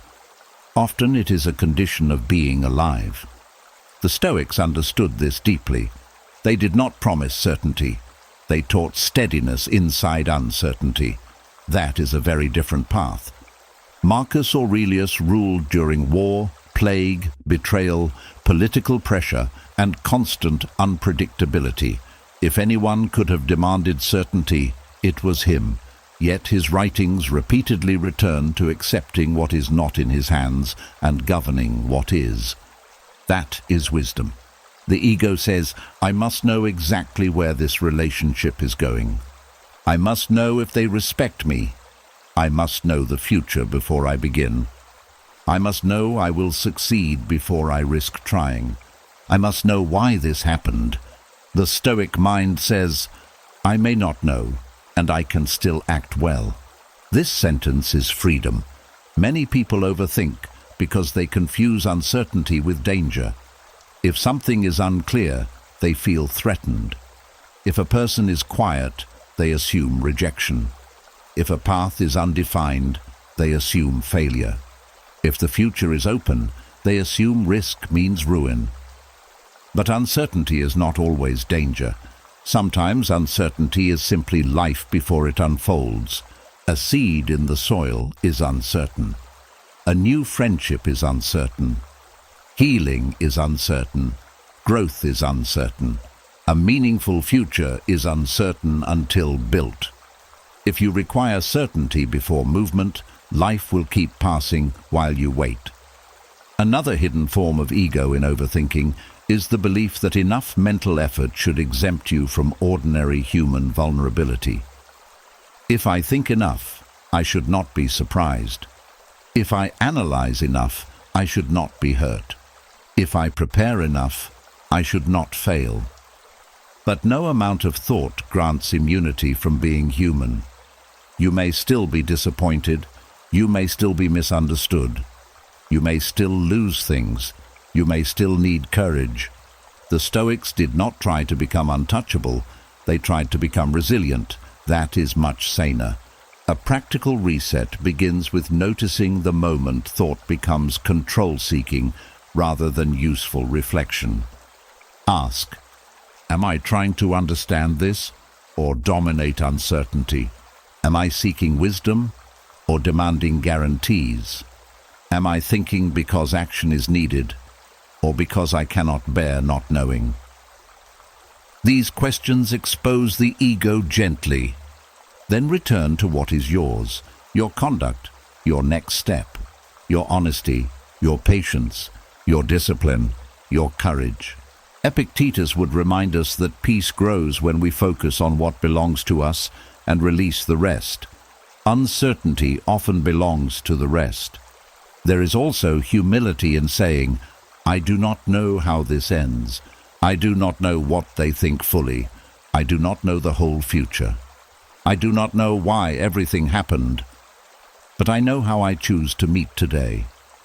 Humility calms what ego inflames. Many sleepless nights are not caused by giant problems. They are caused by the refusal to let life remain partly unknown. The mind keeps clawing for answers not available at midnight. Tonight, stop negotiating with uncertainty. Let some questions stay unanswered for now. Let some outcomes remain open. Let some people be unreadable. Let some chapters develop slowly. Say quietly, I release the need to know everything before I live. I release the demand for guarantees. I choose steadiness over certainty. I choose character over prediction. Something softens when you do this. The chest loosens. The jaw relaxes. Breath deepens. The mind realizes it does not have to hold the whole future hostage until answers arrive. Because certainty was never the real source of peace. Inner steadiness was. And once uncertainty stops being treated as an enemy, another powerful Stoic doorway opens. The practice of seeing life from a higher vantage point, where many worries shrink simply because perspective returns. And once you stop demanding certainty from life, another kind of clarity becomes possible. Many worries feel enormous only because they are viewed from too close. The mind presses its face against today's irritation, this week's embarrassment, this month's confusion, and mistakes them for the whole story. Perspective disappears, and small things begin to rule the soul. This is why the Stoics practiced remembering the end, not in a dark or hopeless way, but in a liberating way.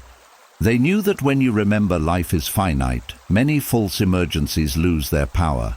Pride softens, pettiness weakens, delay becomes visible, gratitude returns. You begin to see what truly matters because time itself becomes the teacher. This is the last judgment exercise, asking what will matter when life is almost over. Many people judge life through the wrong courtroom.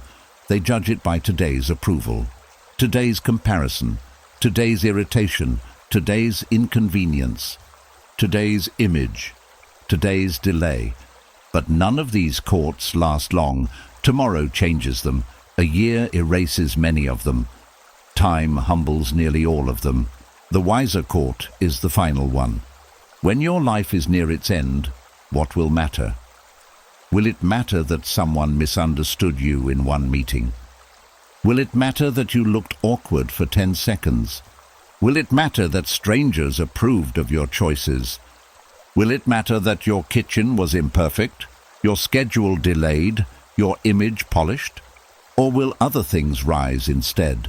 How deeply you loved, how honestly you lived, how bravely you acted when fear was present, how often you forgave, how well you used ordinary days, how much kindness you gave, how fully you became yourself.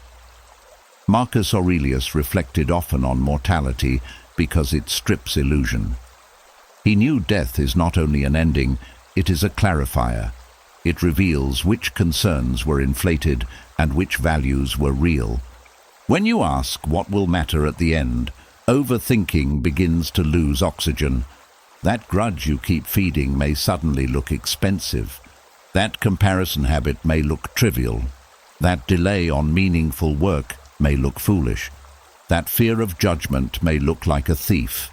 That unlived courage may look like the true regret. This exercise is not meant to depress you. It is meant to awaken you. Many people live as if endless tomorrows are guaranteed. So they postpone peace, postpone truth, postpone love, postpone rest, postpone change, postpone the call, postpone the apology, postpone the art, postpone the life that keeps quietly asking to be lived. Then years pass under the banner of later. The Stoics would ask you to remember, later is uncertain. But this breath is here. This day is here. This chance to act with integrity is here. This moment to choose differently is here. Try the exercise gently tonight. Close your eyes for a moment and picture yourself at the far end of life, not with fear, but with honesty, looking back with clear eyes. Ask, what was worth my energy? What never deserved so much worry? Who mattered more than I admitted? What did I keep postponing? What kind of person was I becoming daily? What simple joys did I overlook while chasing noise? These questions cut through fog faster than many arguments. Another hidden gift of this practice is compassion. When you remember everyone is mortal, people become less like enemies and more like fellow travelers. The difficult person is temporary. The proud person is temporary. You are temporary too. Harshness loses some appeal when seen through that lens. It also builds courage. Many people are afraid to speak truth, change direction, start over, create, love, or leave unhealthy places. But ask what will matter at the end, and fear often shrinks. Will it matter that you were perfectly approved of, or that you were alive in your own life? Epictetus taught that death is part of nature, not an insult against you. Remembering this can make the mind less dramatic. Life becomes precious, not because it is endless, but because it is limited. Tonight, let this exercise reorder your values. The unread message may not matter much. The old embarrassment may not matter much. The endless need to look impressive may not matter much. The love you withhold may matter greatly. The health you neglect may matter greatly. The courage you postpone may matter greatly. The peace you delay may matter greatly.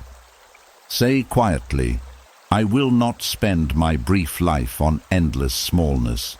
I will not trade years for petty noise. I will remember what endures. Something powerful happens when you live with the end in view. You become less easily manipulated by trivial pressures. You stop worshipping temporary judgments. You begin choosing with depth. Because the final judgment of life is rarely about how anxious you were, how polished you looked, or how many arguments you won. It is often about whether you were truly here. And once that perspective returns, another Stoic skill begins to emerge, the ability to stop feeding thoughts with attention they never deserved in the first place. And once you begin seeing life from the far end, many thoughts naturally look smaller. Yet even then, one trap remains. Some thoughts are weak when they arrive, but powerful after you feed them. They enter quietly, then grow because attention keeps serving them. This is how many minds suffer. A thought appears for 2 seconds. Attention turns toward it for 2 hours. The thought itself was small. The feeding made it large. This is why peace often depends on learning how to stop feeding thoughts that have not earned your attention. Most people assume attention should automatically go to whatever appears loudest in the mind. If a thought is intense, frightening, repetitive, dramatic, or urgent, they treat it as important. But intensity is not the same as importance. Many useless thoughts are emotionally loud. The mind says, what if everything falls apart? What if they secretly hate you? What if you never recover? What if one mistake ruined your future? What if you are behind everyone else? These thoughts arrive wearing sirens. They demand focus, and many people obey instantly. Then the feeding begins. They analyze, they compare, they replay, they search for reassurance. They argue, they imagine scenarios, they keep checking how they feel. And with every round of attention, the thought becomes more familiar, more convincing, more central. The Stoics understood something vital. What you repeatedly attend to shapes your inner world. Marcus Aurelius wrote that the soul becomes dyed by the color of its thoughts. Attention is the dye. Whatever you keep soaking in begins to stain perception. This is why some people live in constant threat, while others, facing similar life conditions, live with steadier minds. The difference is not always events. Often it is where attention habitually goes. Attention is a form of life force. It is precious. It is limited. It can heal, build, create, connect, and strengthen. Or it can be spent feeding ghosts. Many thoughts have not earned the right to consume your morning, your evening, your sleep, your energy, your relationships, or your identity. How do you know if a thought has earned attention? Ask simple Stoic questions. Is it true? Is it useful? Is action required now? Does attending to it improve my conduct? If the answer is no, no, no, and no, then why crown it with hours of mental devotion? Epictetus taught that impressions arrive, but we choose our response. This means a thought may knock, but you decide whether to host it. A practical shift is to separate noticing from nourishing.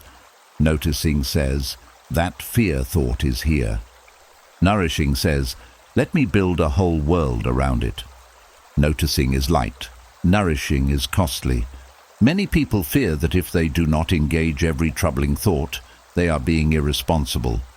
But this is rarely true. You are not required to investigate every alarm created by habit.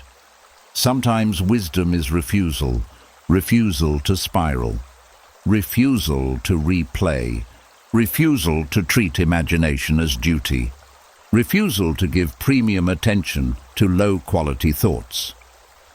This becomes especially important at night. A single stray thought can invite a long descent. What if tomorrow goes badly? What if I said the wrong thing years ago? What if I never become enough? Instead of feeding it, practice redirecting attention to something real. The breath moving in the chest, the pillow under the head, the darkness of the room, the sounds around you. One practical next step for tomorrow. Gratitude for one thing still present. Attention redirected is strength exercised. Another helpful practice is to rank thoughts. Some thoughts are gold, wise insights, values, creative ideas, practical reminders, sincere self-reflection. Some thoughts are dust, random fear, recycled shame, comparison loops, drama without evidence. Treating dust like gold is a common cause of suffering. The Stoic mind learns discernment. There is also courage in boredom. Troubling thoughts often become addictive because they stimulate the nervous system. Calm can feel unfamiliar. But if you keep choosing steadier objects of attention, the system relearns peace. Read something nourishing. Clean one small space. Walk slowly. Speak kindly to someone. Work on one meaningful task. Attend to what builds instead of what drains. Tonight, if a thought arrives demanding your worship, pause before giving it your altar. Ask, what has this thought ever built for me? What has it cost me before? Has it earned another hour? Often the answer is clear. Say quietly, my attention is valuable. Not every thought deserves it. I choose where my mind lives.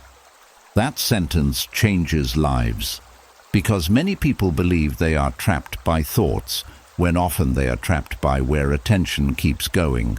When attention becomes wiser, thoughts lose much of their borrowed power. They still come, but they no longer dominate. They still knock, but fewer doors open. And once attention stops feeding mental noise, another hidden source of suffering becomes visible. Not the thoughts themselves this time, but the harsh accusations you keep answering as if they were true. And once you stop feeding thoughts that never earned your attention, another hidden source of suffering begins to stand out. It is not always fear. It is not always uncertainty. Sometimes it is accusation, a voice inside that constantly points fingers, files charges, and demands response. Many people live under this voice for years. You are behind. You ruined that. You are lazy. You are not enough. You always fail. You should be better by now. You are disappointing everyone. The accusation appears, and almost instantly they answer it.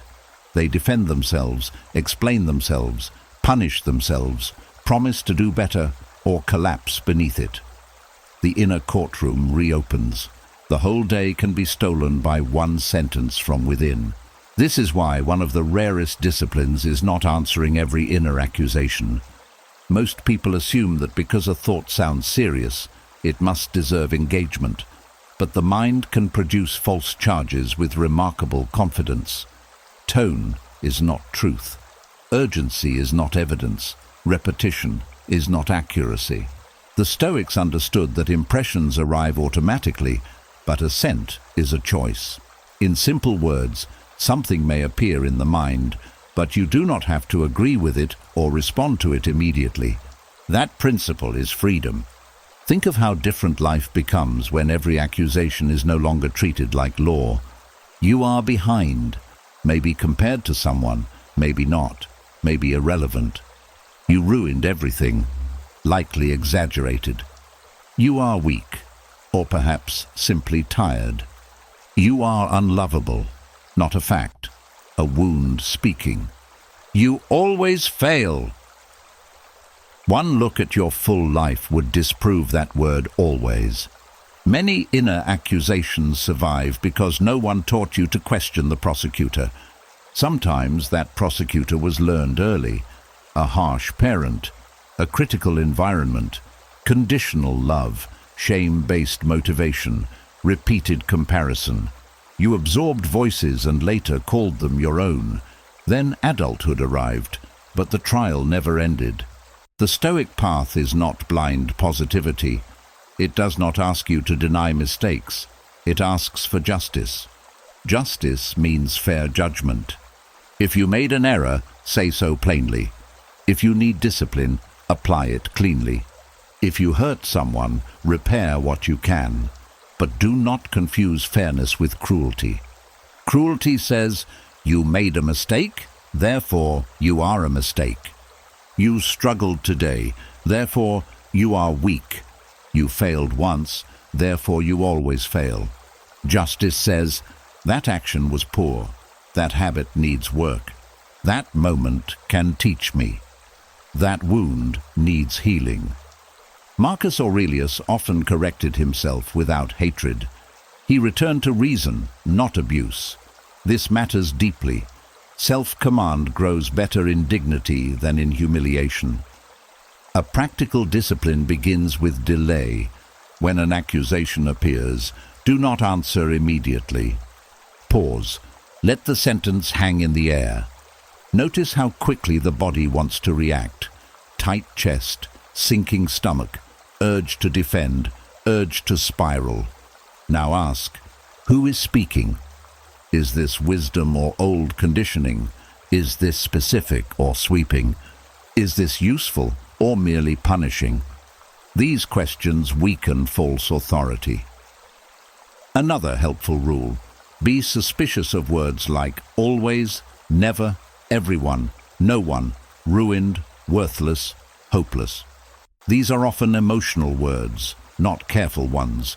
Accusation loves exaggeration because exaggeration wounds faster. Replace sweeping charges with specific truths. Instead of, I always fail, say, this attempt did not go well. Instead of, I am lazy, say, I am avoiding something. Instead of, "I ruined everything," say, "There were consequences I dislike." Specific truth can be improved. Vague condemnation only paralyzes. There is also power in silence. Some accusations deserve no debate at all. "You are not enough." No reply needed. "That person's success means you are lesser." No reply needed. "You must be perfect to deserve peace." No reply needed. When you stop answering nonsense, nonsense loses momentum. This is similar to dealing with an unreasonable stranger in the street. You do not stop your whole day to debate every insult shouted from a passing window. Yet many people do this internally from morning to night. Tonight, notice the next accusation that arises. Do not bow, do not panic, do not prepare a defense. Simply observe it. Let it speak into a room that no longer obeys automatically. Then choose one of three responses: correction if true, compassion if wounded, silence if false. That is discipline.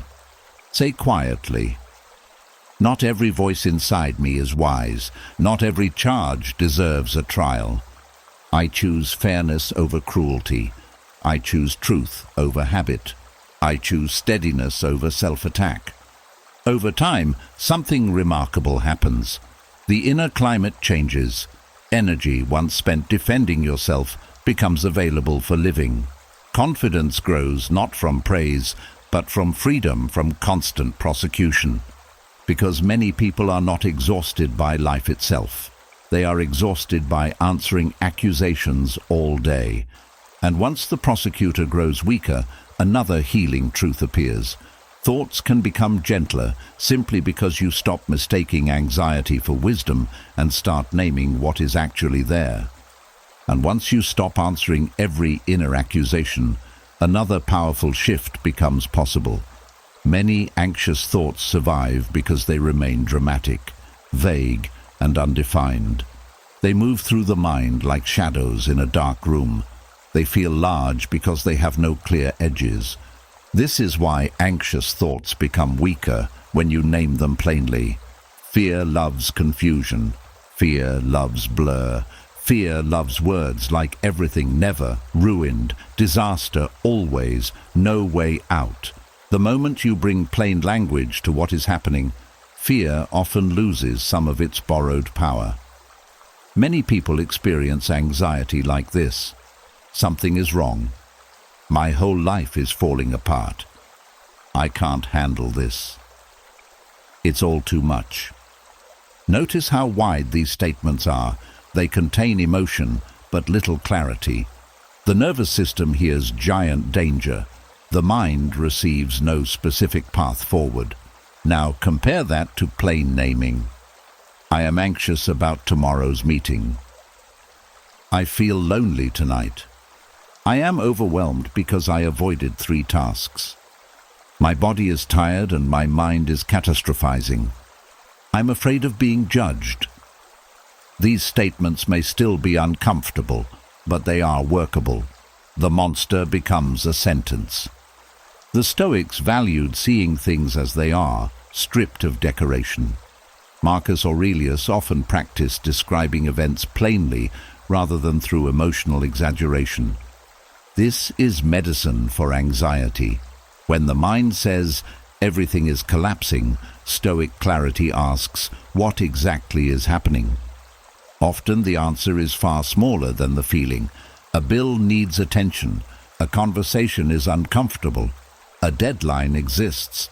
You feel insecure. You need rest. You are grieving. You miss someone. You fear uncertainty.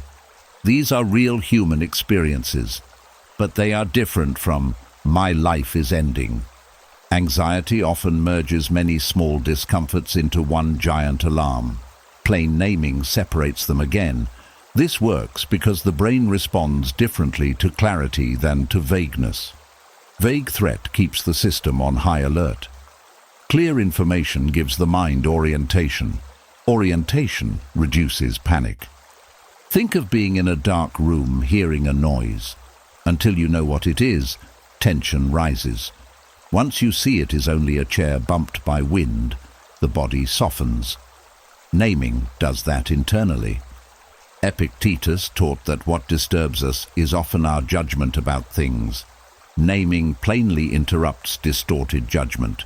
Instead of, "I am broken," try, "I am having a hard evening." Instead of, "I will never recover," try, "I feel discouraged right now." Instead of, "No one cares," try, "I feel disconnected today." Instead of, "I can't cope," try, "I need to slow down and handle one thing at a time." Plain language creates movement where dramatic language creates paralysis. Another reason naming helps is that it separates feeling from identity. "I am anxiety" traps you. Anxiety is present, creates space. "I am failure" traps you. "I feel disappointed" creates space. "I am doomed" traps you. Fear is telling stories, creates space. Space is where reason returns. A practical Stoic exercise for nighttime anxiety. When the mind spirals, write or say 3 sentences. What am I feeling? What am I fearing? What is actually happening now? For example, I'm feeling anxious. I am fearing rejection tomorrow. What is happening now is that I am in bed, safe, and tomorrow has not happened. That final sentence often changes the body immediately. There is also courage in simple honesty. Many people hide anxiety beneath grand stories, but when named plainly, it often reveals tender truths. You do not need a life overhaul. You need reassurance. You need rest. You need to face one delayed task. You need connection. You need to grieve. You need to forgive yourself. Plain naming turns chaos into care. The Stoics were not interested in dramatizing pain.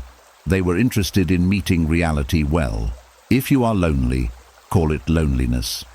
If you are afraid, call it fear. If you are tired, call it tiredness. Once named clearly, the right response becomes easier. Tonight, when anxious thoughts rise, do not wrestle the whole storm. Turn on a small inner light. Ask, "What is this really?" Then name it in ordinary words. No poetry, no catastrophe, no sweeping conclusions, just truth. Say quietly, "This is anxiety. This is uncertainty.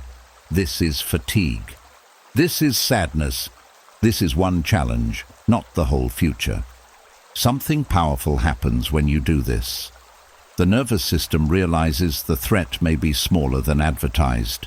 Breath deepens, shoulders loosen. The mind stops chasing shadows and starts seeing shapes. Because anxiety often grows in mystery and shrinks in clarity. And once thoughts become clearer and gentler, another Stoic doorway opens. The ability to turn regret itself into instruction, instead of using it as a weapon against your own heart. And once anxious thoughts begin to lose power through clarity, another heavy emotion often steps forward. It is quieter than panic, but it can linger for years.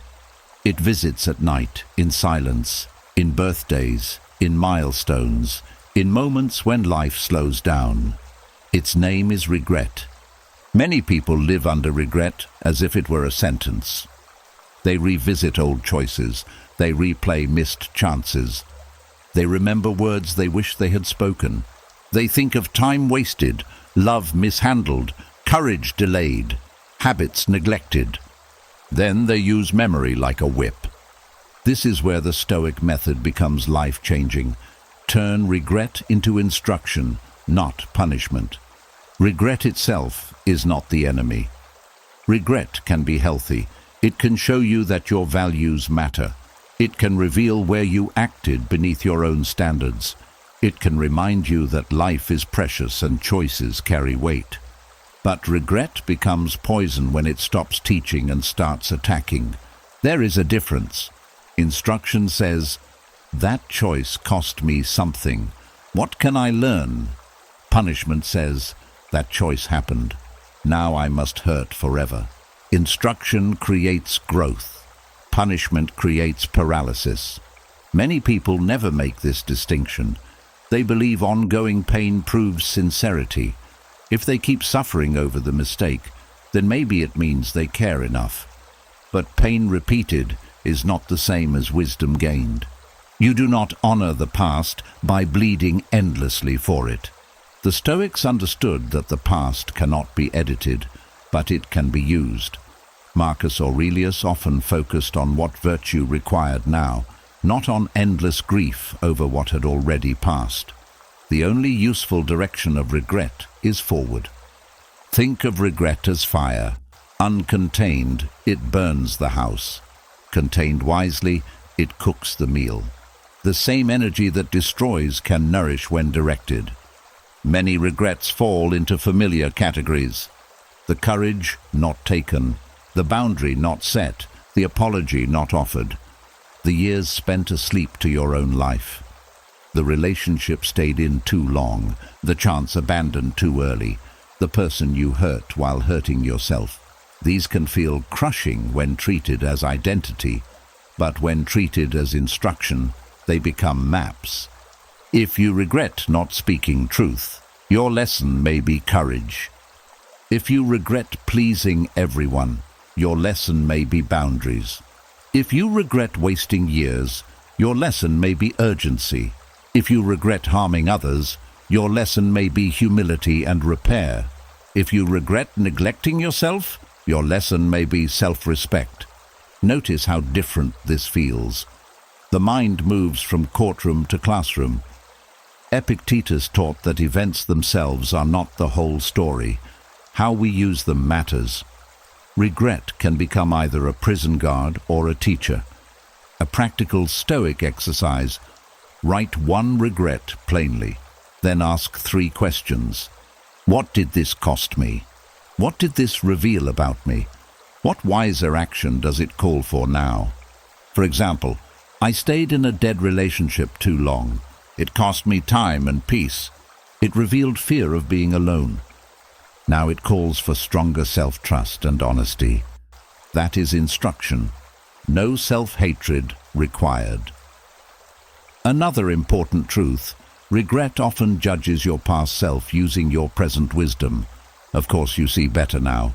Experience taught you, pain taught you, time taught you. To condemn your younger self for not knowing what only life could teach is unfair. You may still hold responsibility, but hold it with maturity, not cruelty. Say, I would choose differently now. That sentence contains growth without self-destruction. There is also healing in repair where possible. Some regrets need action, not rumination. Offer the apology. Repay the debt. Begin the habit. Tell the truth now.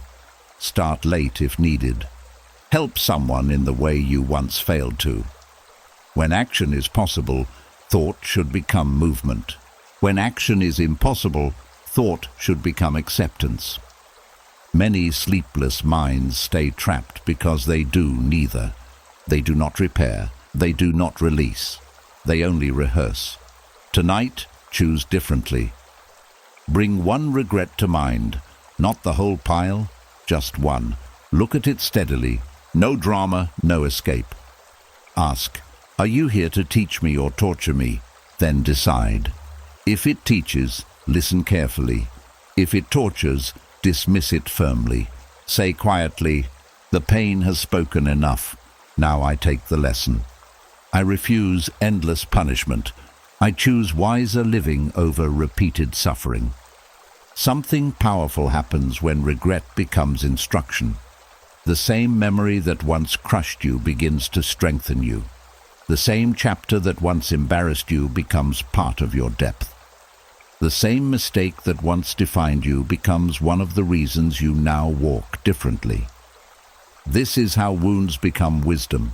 This is how lost years can still serve life. Because no regret can change yesterday, but many regrets can still transform tomorrow. And once regret becomes a teacher instead of an executioner, another hidden burden rises into view. The old version of yourself that still seeks approval, still fears rejection, and still believes worth must be earned from outside. And once regret begins to teach instead of punish, another deeper burden often comes into view. It is not a mistake. It is not a memory. It is an old version of you still living inside the present, the version that believed love had to be earned, peace had to be granted, and worth depended on other people's approval. Many adults carry this younger self quietly, the one who watched faces for signs of acceptance, the one who changed personality to belong, the one who over-explained to avoid rejection, the one who stayed silent to keep peace, the one who performed to feel enough, the one who feared disappointing everyone, the one who thought being liked meant being safe. This version may have helped you survive certain seasons, but what protects you in one chapter can imprison you in another. This is why peace often requires learning how to release the version of yourself that needed constant approval. Approval feels powerful because it offers temporary relief. Someone praises you, includes you, agrees with you, wants you, validates you, and for a moment the nervous system relaxes. I'm okay now. But if your okayness depends on outside reactions, it remains unstable. Every silence becomes threat. Every disagreement becomes danger. Every criticism becomes identity pain. You become emotionally rented property. The Stoics offered a different foundation. They taught that worth grows from character, not applause, from conduct, not image, from inner alignment, not shifting opinions. Marcus Aurelius ruled an empire full of judgment, envy, politics, praise, and attack. If he had built peace on approval, he would have been shattered daily. Instead, he returned again and again to one question: am I acting justly, wisely, courageously, and with self-command? That is solid ground. Many people seeking approval are not shallow. They are wounded. Somewhere earlier, approval became linked to belonging. Maybe affection was inconsistent. Maybe praise came only with performance. Maybe mistakes brought shame. Maybe being easy and useful won safety. So the mind learned, if they approve, I matter. If they disapprove, I am in danger. This belief can continue long after the original environment is gone. You may now be surrounded by ordinary people, yet still reacting as if survival depends on being liked. The Stoic reset begins with seeing this pattern clearly, without blame. You were trained, and what was trained can be untrained. A practical shift is to notice how often your day is governed by imagined reactions. Should I say this? Will they think badly of me? Can I wear this? Will they judge me? Can I rest? Will they see me as lazy? Can I set this boundary? Will they be upset? Notice how little of this concerns truth and how much concerns perception. This is exhausting. Epictetus taught that other people's opinions belong to them. Your task is not to control their minds, but to govern your own choices. That means you may be approved of sometimes and disliked other times. Neither determines your worth. Another healing truth: approval is often inconsistent even when you do everything right. Some will like your kindness and call it weakness. Some will like your strength and call it arrogance. Some will like your honesty and call it harshness.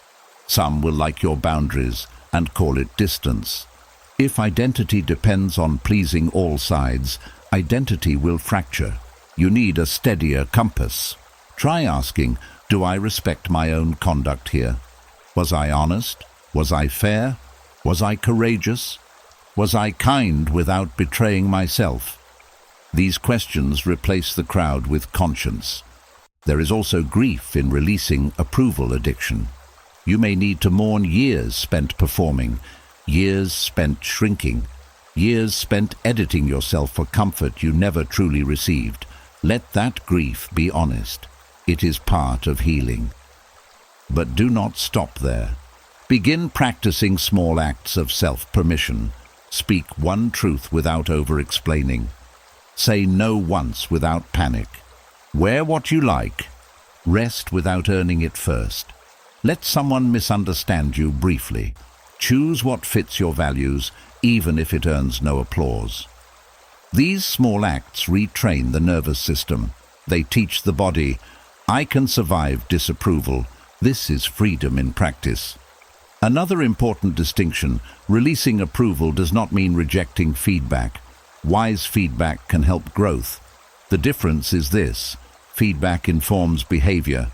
Approval addiction defines identity. Take what is useful, leave what is noise. Tonight, bring to mind the old version of you who needed everyone pleased. See how hard they worked. See how afraid they were. See how much they carried. Thank them. They were trying to protect you. Then gently let them know, you do not have to run my life now. We are safe enough to be real. We are strong enough to disappoint some people. We are wise enough to choose values over applause. Say quietly, I release the need to be approved by everyone. I choose respect over popularity. I choose truth over performance. I choose inner steadiness over borrowed praise. Something beautiful happens when this old self loosens its grip. Conversations become cleaner. Boundaries become lighter. Decisions become clearer. Silence becomes less threatening. You stop scanning every room for permission to exist, because the person who needs constant approval is never fully free. But the person who lives from inner character walks differently, and once approval no longer rules the heart, another hidden truth appears. Much of your inner chaos came from refusing the limits of being human, as if peace required controlling everything life would never surrender. And once the need for constant approval begins to loosen, another deeper source of noise often reveals itself. It is not people this time. It is not the past. It is not even fear alone. Sometimes the mind becomes loud because the soul has not accepted limits. Many people suffer not only from pain, but from resistance to being human. They do not want to be tired. They do not want to age. They do not want uncertainty. They do not want slow progress. They do not want rejection. They do not want loss. They do not want imperfection. They do not want to need rest. They do not want life to contain things they cannot command. So the mind protests constantly. It argues, it complains, it predicts, it compares, it demands. It searches for a version of reality where limits disappear. This is why inner noise grows. The mind keeps fighting conditions built into life itself. The Stoics understood something liberating. Peace does not come from removing all limits. It comes from accepting them wisely. Marcus Aurelius was emperor, yet he still faced sickness, betrayal, grief, weather, death, misunderstanding, and the stubborn nature of other people. Power did not erase human limits. No status, intelligence, beauty, wealth, or planning ever fully does. The soul becomes calmer when it stops negotiating with what comes with being alive. Think of how much energy is lost resisting ordinary realities. You are tired, but instead of resting, you judge yourself. A process is slow, so instead of patience, you choose panic. Someone rejects you, so instead of grief, you choose self-hatred. You cannot know the future, so instead of humility, you choose obsession. You made a mistake, so instead of learning, you choose endless punishment. In each case, pain may be natural, but added suffering comes from refusing the limit involved. The limit of energy, the limit of time, the limit of control, the limit of certainty, the limit of perfection, the limit of human judgment. Epictetus taught that some things are up to us and some are not. This is more than a productivity lesson. It is a spiritual lesson in limits. When the soul accepts boundaries, The mind no longer has to scream at walls. Many people secretly believe peace will come only when life becomes limitless. When I never feel insecure again. When I never fail again. When everyone understands me. When progress is always fast. When I can control every outcome. When my body never weakens. But that day never arrives. So peace keeps being postponed. The Stoic path offers another route, peace now, inside limits. You can be tired and still worthy. You can be uncertain and still steady. You can be aging and still alive in spirit. You can be imperfect and still honorable. You can be limited and still enough. This changes everything. Another hidden reason the mind grows loud is comparison. When you compare your limits to someone else's highlights, your own humanity starts to feel defective. They seem ahead, they seem stronger, they seem certain, they seem effortless. But you are comparing your inner reality to someone else's surface. That comparison creates noise built on illusion. Return to your own lane, your body, your season, your path, your pace, your responsibilities, your values. That return is quieting. There is also grief in accepting limits. You may need to mourn youth, missed time, energy levels, dreams that changed shape, relationships that could not be saved, talents you may never have, certainty you cannot obtain. Let that grief be honest. Acceptance is not denial. Acceptance often includes tears, but tears can be quieter than lifelong resistance. A practical Stoic exercise. Tonight, ask yourself gently, what limit am I fighting right now? Need for rest? Need for patience? Need to let go? Need to not know? Need to begin small? Need to accept another person's freedom? Then ask, what would happen if I stopped fighting this for one night? Often the body softens before the mind fully agrees. Shoulders drop, breath deepens, jaw releases. This is the wisdom of surrender, not giving up on life, but giving up the war against reality. Marcus Aurelius reminded himself to welcome what nature brings, not because everything feels pleasant, but because fighting unavoidable facts wastes life. Better to use energy for virtue than for protest. Say quietly, I accept that I am human. I accept that life has edges. I accept that not everything bends to my will. I accept that limits do not erase dignity. I accept that peace can exist here too. Something powerful happens when the soul accepts limits. The mind no longer needs to shout so loudly. Much of its noise was the sound of resistance. And when resistance fades, simplicity returns. You eat when hungry, sleep when tired, work when it is time, grieve when loss comes. Love while you can. Wait when waiting is required. Act where action is possible. This is mature peace. Because the loud mind often belongs to a soul demanding infinite control from a finite life.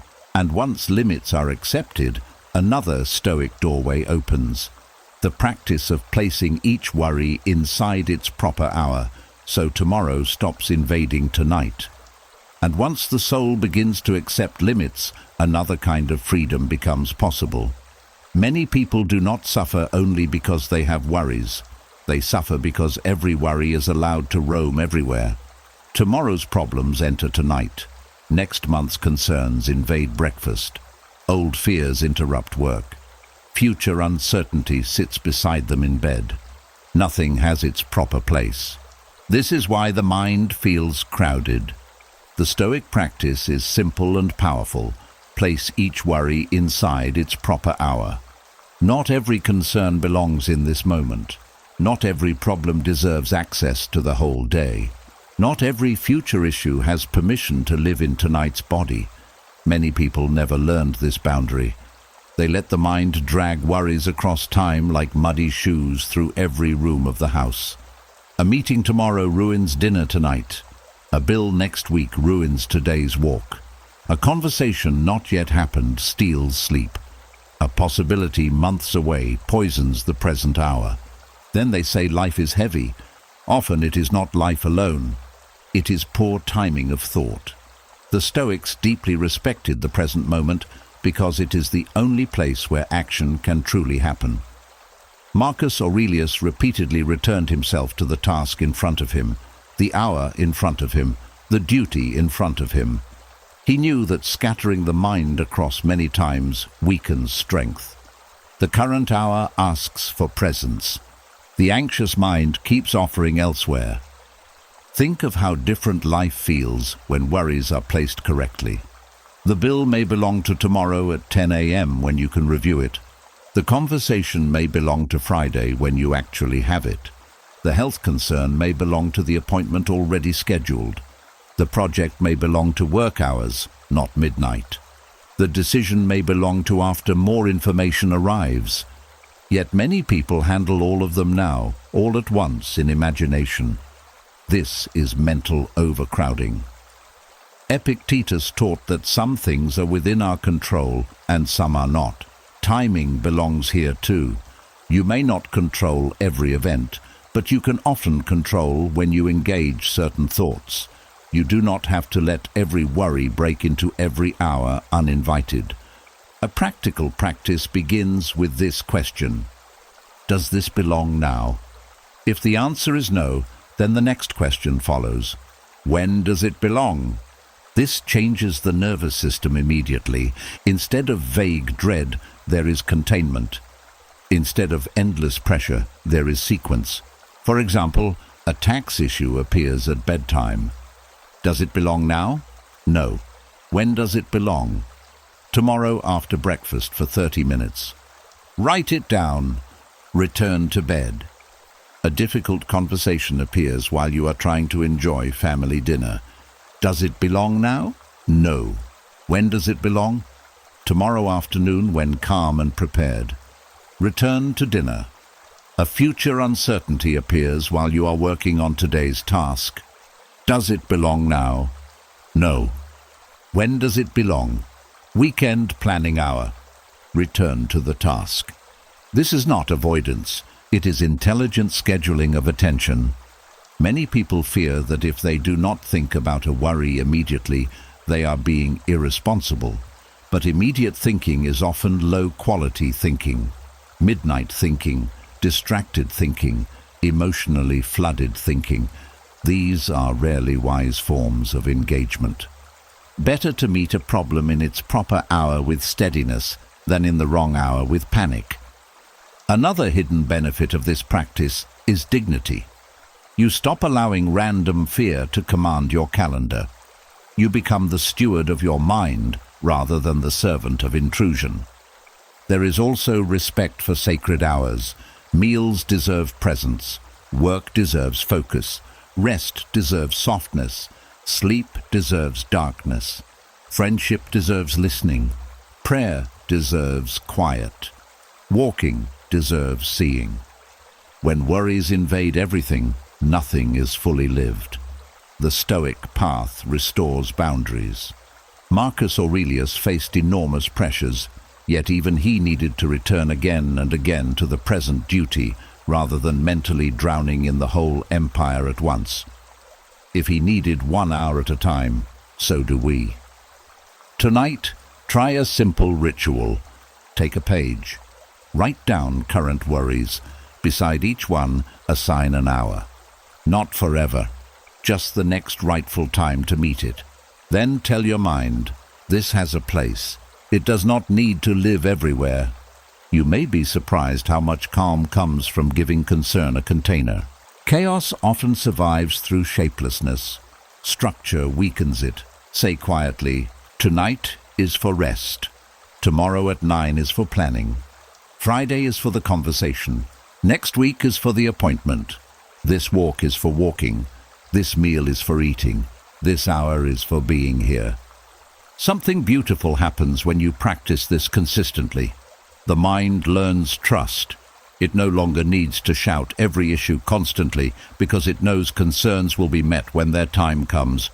And when the mind trusts you, it softens, because many worries are not asking to dominate your life. They are asking for a proper place. And once each burden begins to live in its rightful hour, another Stoic truth appears. Much suffering came from using imagination as a weapon against yourself instead of a tool for wisdom. And once worries begin to live in their proper hour, another hidden source of suffering becomes easier to see. It is not the future itself. It is not even reality most of the time. It is imagination turned against you. Imagination is one of the greatest powers of the human mind. It can create art, solve problems, build visions, inspire courage, deepen love, and help you prepare wisely. But in an undisciplined mind, the same gift becomes a weapon. Many people use imagination daily without realizing it. They imagine rejection before speaking. They imagine disaster before trying. They imagine betrayal before trust is tested. They imagine humiliation before entering the room. They imagine failure before effort begins. They imagine loss before joy is even enjoyed. Then the body reacts to these imagined scenes as if they are happening now. This is how a gift becomes self-harm. The Stoics understood that the mind can create suffering beyond what life has given. They warned against being ruled by impressions and fantasies. Marcus Aurelius repeatedly brought himself back to what was actually present, not what the mind was inventing in advance. That is wisdom. Think of how much pain is created by events that never occur. The conversation goes better than feared. The opportunity succeeds instead of collapsing. The person responds kindly. The mistake is small and repairable. The crowd barely notices. The feared outcome never arrives. Yet you already suffered for hours, days, or weeks inside imagination. This is called paying interest on debts not owed. Many people do this so often they assume it is normal. They call it being realistic, cautious, prepared, smart. But realism deals with facts. Self-attacking imagination deals with dramatic possibilities presented as certainty. There is a difference. Realism says, this may be challenging, let me prepare. Weaponized imagination says, this will destroy you. Why try? Realism says, some people may not like you.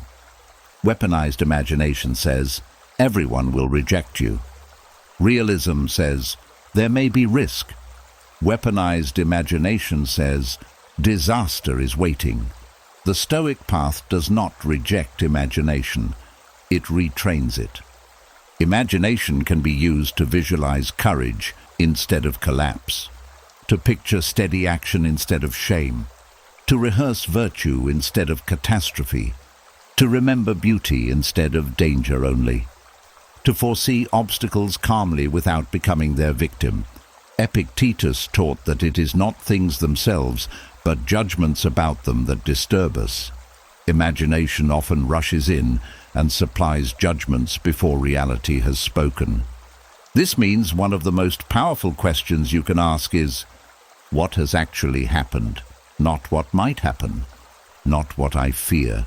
Not what old wounds predict. What has actually happened? Often the answer is humbling, nothing yet. Or something small happened, and my imagination made it enormous. Another healing practice is to notice the emotional flavor of your imagination. Does it mostly create fear, embarrassment, abandonment, failure? This reveals old wounds more than future truths. A person who imagines rejection everywhere may be carrying past rejection. A person who imagines disaster everywhere may be carrying past instability. A person who imagines humiliation everywhere may be carrying old shame. When you see this, compassion becomes possible. You are not cursed with prophecy. You are carrying memory into the future. The Stoic response is to bring imagination back into service. Tonight, if the mind starts painting dark futures, pause, take one breath, then deliberately imagine something wiser. Imagine yourself entering the situation calm. Imagine handling difficulty with dignity. Imagine surviving discomfort without collapse. Imagine asking for help if needed. Imagine adapting if things go wrong.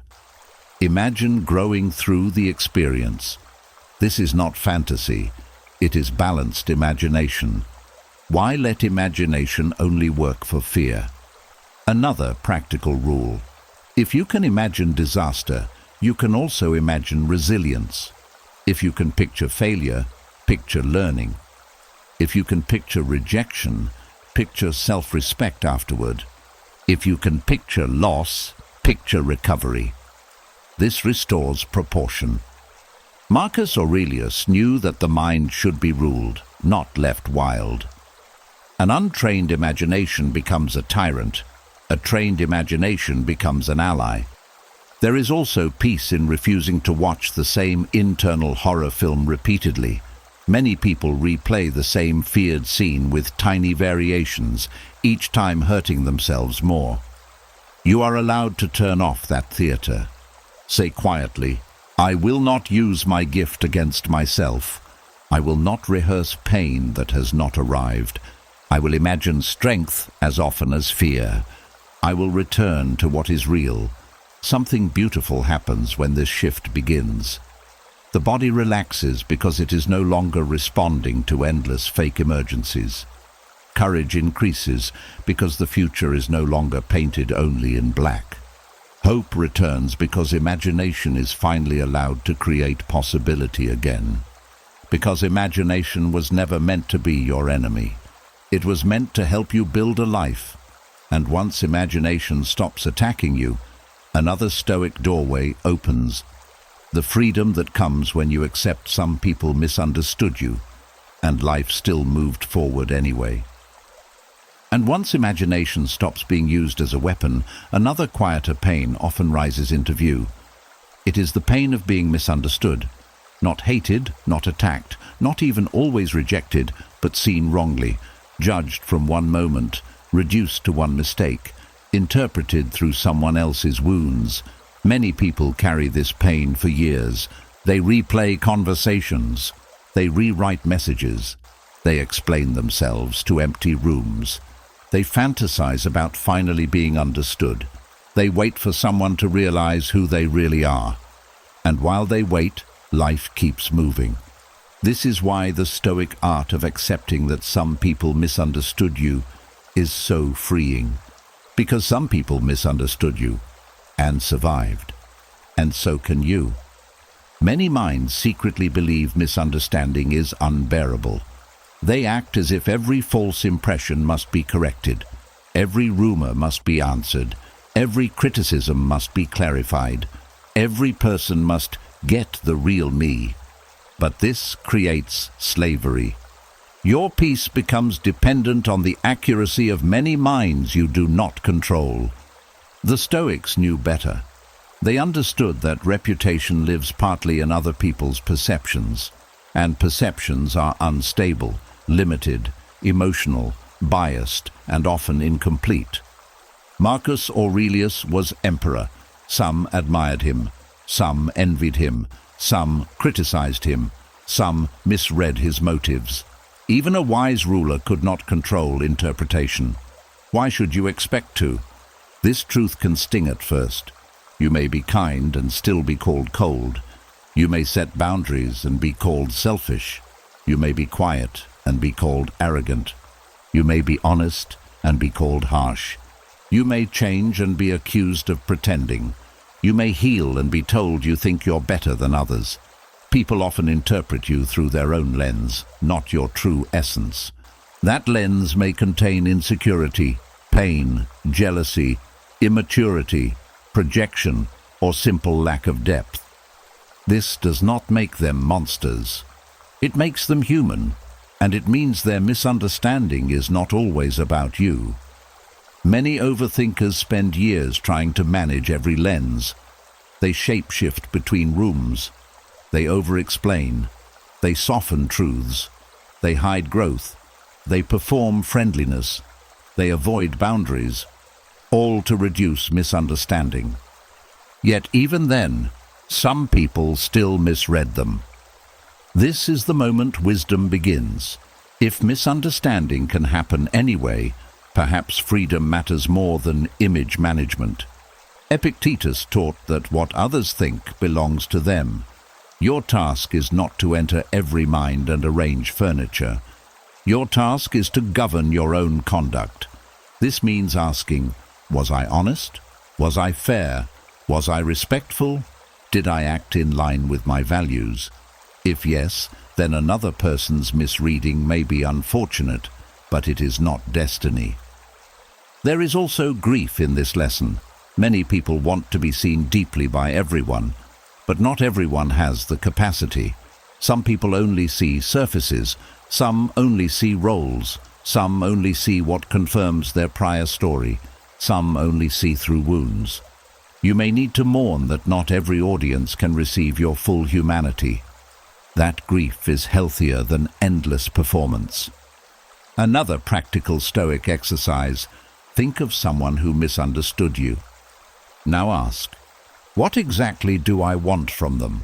Approval, recognition, correction of the record, proof I mattered? Then ask a harder question. Can I give some of that to myself? Because often the craving for understanding hides a hunger for self-validation. There is power in saying, they may never fully understand me, and I can still live well. They may keep the wrong story, and I can still keep the right character. They may never revise their opinion, and I can still revise my life. Marcus Aurelius often returned to the idea that the best revenge is not to become like those who wronged you. Here, the best response to misunderstanding is not obsession. It is steadiness. Live clearly. Let time reveal what it reveals. Let some stories remain wrong. Truth often requires less chasing than anxiety assumes. Another hidden gift of accepting misunderstanding is energy. Think of how much life returns when you stop mentally defending yourself to absent people. Hours come back. Creativity returns. Rest deepens. Real relationships receive more presence. You stop performing for spectators no longer in the room. Tonight, release one old misunderstanding, not because it felt fair, not because you enjoyed it, but because you refused to keep paying for it.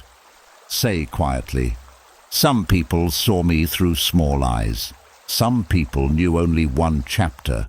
Some people judged what they never understood. And still, I remain. I do not need universal understanding to have peace. I do not need perfect image to live with dignity. I choose character over reputation management. Something softens when you do this. The chest loosens. The need to explain fades. Silence becomes safer. You realize many people carried wrong opinions while your life kept unfolding anyway, because misunderstanding is uncomfortable but not fatal. And once you accept that some people got you wrong, another powerful Stoic truth appears. Much suffering came not from outcomes, but from trying to control outcomes instead of honoring the present that was always available. And once you accept that some people misunderstood you and life still continued, another source of suffering becomes easier to recognize. It is not criticism, it is not memory, it is the constant attempt to control outcomes. Many people live this way without naming it. They cannot enjoy the conversation because they are trying to control how it ends. They cannot enjoy the work because they are trying to control the reward. They cannot enjoy love because they are trying to control permanence. They cannot enjoy rest because they are trying to control future success. They cannot enjoy today because they are negotiating with tomorrow. This is why trying to control outcomes steals the present from you. The present moment is where life is actually happening. Breath is here, sound is here, choice is here, action is here. Yet the mind leaves all of that to chase results not yet born. It says, what if this doesn't work? What if they don't choose me? What if I fail later? What if I waste time? What if I lose this? What if I never get where I want? So while your body stands in the only real moment available, your mind lives in a future courtroom demanding guarantees. The Stoics saw clearly that this creates misery. They taught that we control effort, intention, discipline, honesty, courage, and response. Outcomes belong partly to life, timing, other people, chance, and conditions beyond us. Marcus Aurelius could govern himself more than he could govern results. Even an emperor could not command weather, disease, war, loyalty, or time. If he had demanded total outcome control, he would have known no peace. Why do ordinary minds expect more? Trying to control outcomes often begins as fear. You were hurt before. You lost something before. You were disappointed before. So now the mind says, never again. Grip tighter. It believes controlling results will protect the heart. But gripping too tightly often crushes the very life you wanted to enjoy. Think of relationships. When you try to control how someone feels, how long they stay, how perfectly they respond, anxiety enters. Presence leaves. You stop meeting the person and start managing the future. Think of work. When you obsess over recognition, timing, numbers, status, and external reward, the craft itself becomes joyless. You stop doing the work and start bargaining with outcome. Think of healing. When you demand exact progress by exact dates, healing becomes another battlefield. You stop recovering and start monitoring. The Stoic path offers a cleaner way. Plant well. Do not yank at the roots. Speak truthfully. Do not control the listener. Work with discipline. Do not worship applause. Love fully. Do not demand permanence. Rest honestly. Do not force tomorrow to arrive tonight. Epictetus would ask, what part is mine? This question saves lives. Your part in a conversation may be honesty and calm. Your part in a project may be consistent effort. Your part in love may be presence and integrity. Your part in health may be wise habits. Your part in uncertainty may be courage. The result is never entirely yours. Many people think releasing outcomes means becoming passive. It is the opposite. It means becoming fully active where action matters and peaceful where control ends. That is strength. Another hidden cost of outcome addiction is missed beauty. You cannot fully taste a meal while trying to control next year. You cannot fully hear laughter while calculating reputation. You cannot fully walk in sunlight while mentally negotiating a future promotion. Life keeps offering moments. The control-hungry mind keeps declining them. A practical Stoic exercise. When anxiety rises around results, ask, what is the outcome I am trying to force? What part belongs to me? What part belongs to life? Then place your energy only in your part. If you are waiting on a reply, your part was honesty. Their reply belongs to them. If you are launching something, your part is quality and persistence. Reception belongs partly to the world. If you are healing, your part is care and patience. Timing belongs partly to nature. This division restores breath. Tonight, consider what outcome is stealing your present.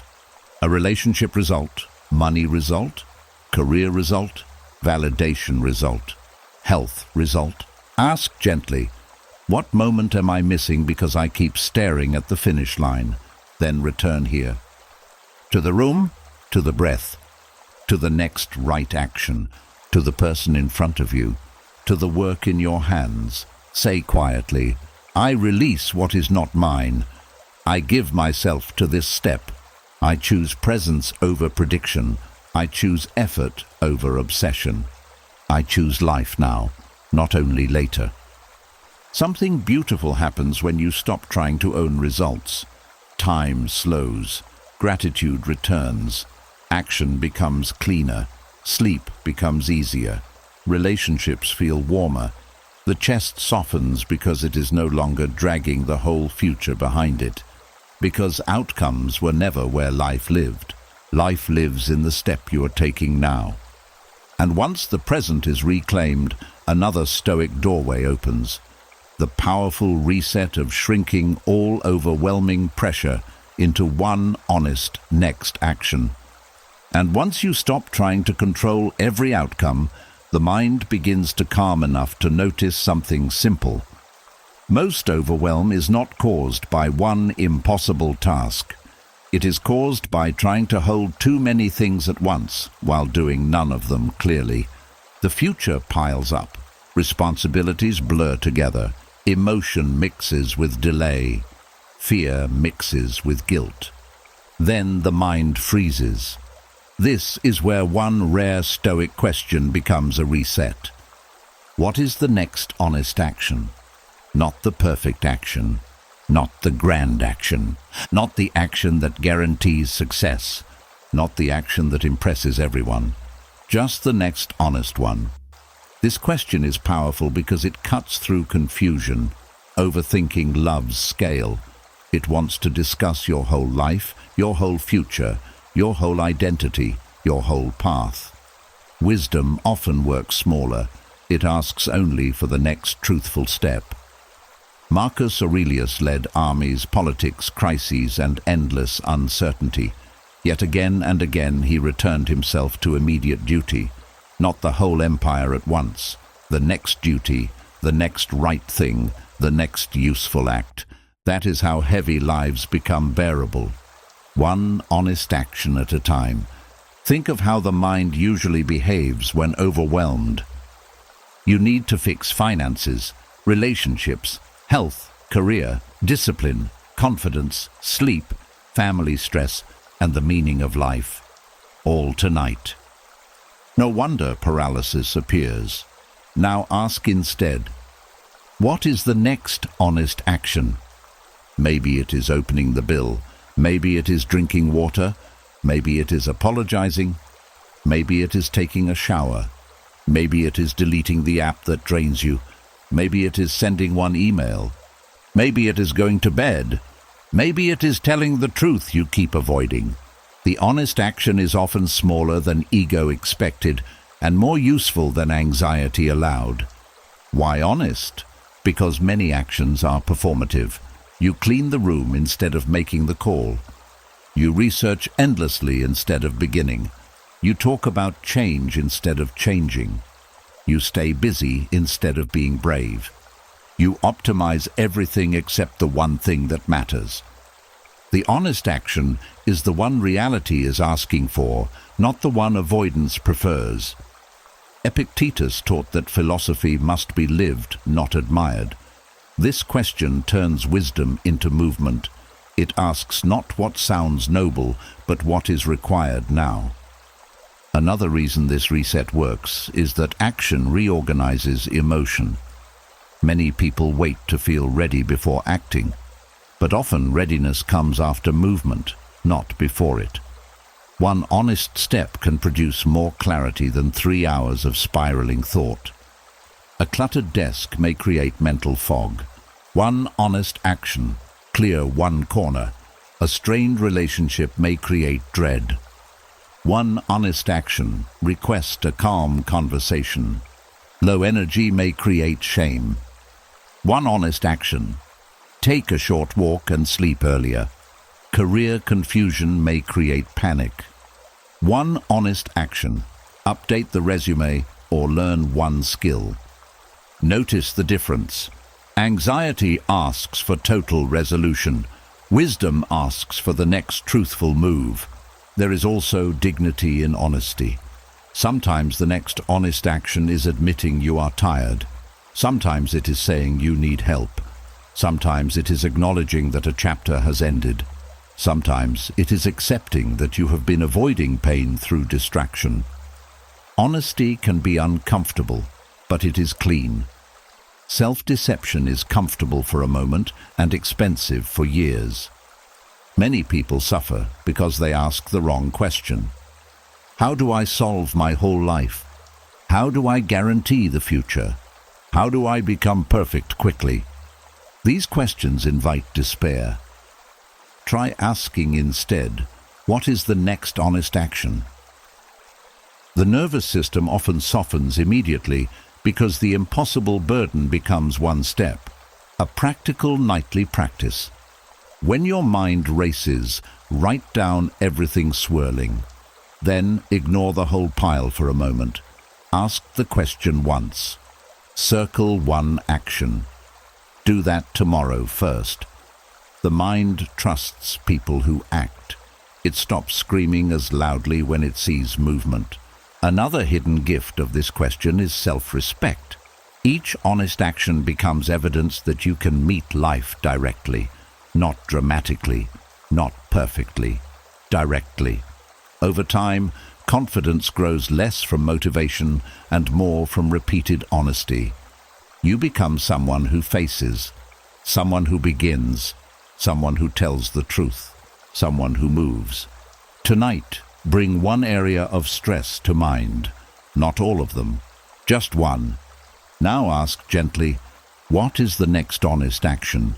Wait for the simple answer. It may not flatter you, it may not excite you, it may not be glamorous, but it will usually be clear. Say quietly, I do not need to solve everything tonight. I need one honest step. I trust small truths more than big panic. I move with dignity, not drama. Something beautiful happens when this becomes habit. Overwhelm loses its throne, momentum returns. The future stops feeling like a mountain and starts becoming a path. Because life is rarely transformed by one heroic leap. It is often changed by the next honest action taken consistently. And once action becomes cleaner than anxiety, another hidden burden comes into view, the tendency to keep paying for old mistakes by letting your future carry what the past already taught. And once you begin asking for the next honest action, another hidden pattern often appears. Many people are not only carrying the past, they are charging interest on it. They let old mistakes keep billing the future. This is how suffering quietly multiplies. A failure happened years ago, so now you do not try. A betrayal happened once, so now you do not trust. A bad decision cost you time, so now you waste more time in shame. You embarrassed yourself before, so now you silence your voice. You loved the wrong person, so now you close the heart to the right ones. You made one chapter painful, so now you make 10 more defensive. The original mistake may have hurt once. Now it keeps hurting because you keep paying installments through the future. This is why peace requires learning how to stop making your future pay for your past mistakes. The Stoics understood that the past has power only in certain forms. It can teach, it can humble, it can sharpen judgment, it can deepen compassion. But when the past becomes a prison sentence carried into every tomorrow, it stops serving wisdom. Marcus Aurelius did not live by endlessly kneeling before yesterday. He returned to present duty. Whatever had happened, the next chance still required character now. That matters for you too. Many people believe self-punishment is loyalty to truth. If I keep suffering over it, then I'm taking it seriously. If I keep doubting myself, I won't repeat it. If I deny myself joy, I'm being accountable. But accountability and self-sabotage are not the same thing. Accountability says, I was wrong there. What must I learn? What can I repair? How will I act differently now? Self-sabotage says, I was wrong there. Therefore I must shrink forever. One path restores dignity, the other extends damage. Think of someone who made poor financial choices in the past. Wisdom would learn budgeting, discipline, patience, and better habits. Punishment would avoid opportunities, feel permanently bad with money, and sabotage growth because identity got attached to the old mistake. Think of someone who trusted the wrong person. Wisdom would learn discernment, boundaries, pacing, self-respect. Punishment would become closed, suspicious, unreachable, and lonely. Think of someone who failed publicly. Wisdom would gain resilience and humility. Punishment would never risk again. The event ended. The unpaid lesson continued. Epictetus taught that what harms us is often not events, but judgments. Many people judge one mistake as proof of permanent unworthiness. Then every future choice is shaped by a verdict that was never just. Ask yourself honestly, what mistake am I still making my future pay for? An old relationship? A lost opportunity? A business failure? Years wasted? Addiction? Poor choices made while wounded? Then ask a harder question. Has the lesson already been learned, but the punishment continued? For many people, the answer is yes. This is where healing begins. Once the lesson is taken, repeated punishment becomes vanity disguised as seriousness. It centers the self endlessly around old pain instead of using pain to grow useful. The Stoic way is cleaner. Take responsibility. Take instruction. Take the next step. Leave the chains. Another practical exercise. Write one past mistake. Then write 2 columns. What it cost me. What it taught me. You may see something powerful. It cost you trust. It taught discernment. It cost you time. It taught urgency. It cost you confidence. It taught preparation. It cost you comfort. It taught strength. When instruction becomes clear, the future no longer needs to keep bleeding for the tuition already paid. There is also compassion needed here.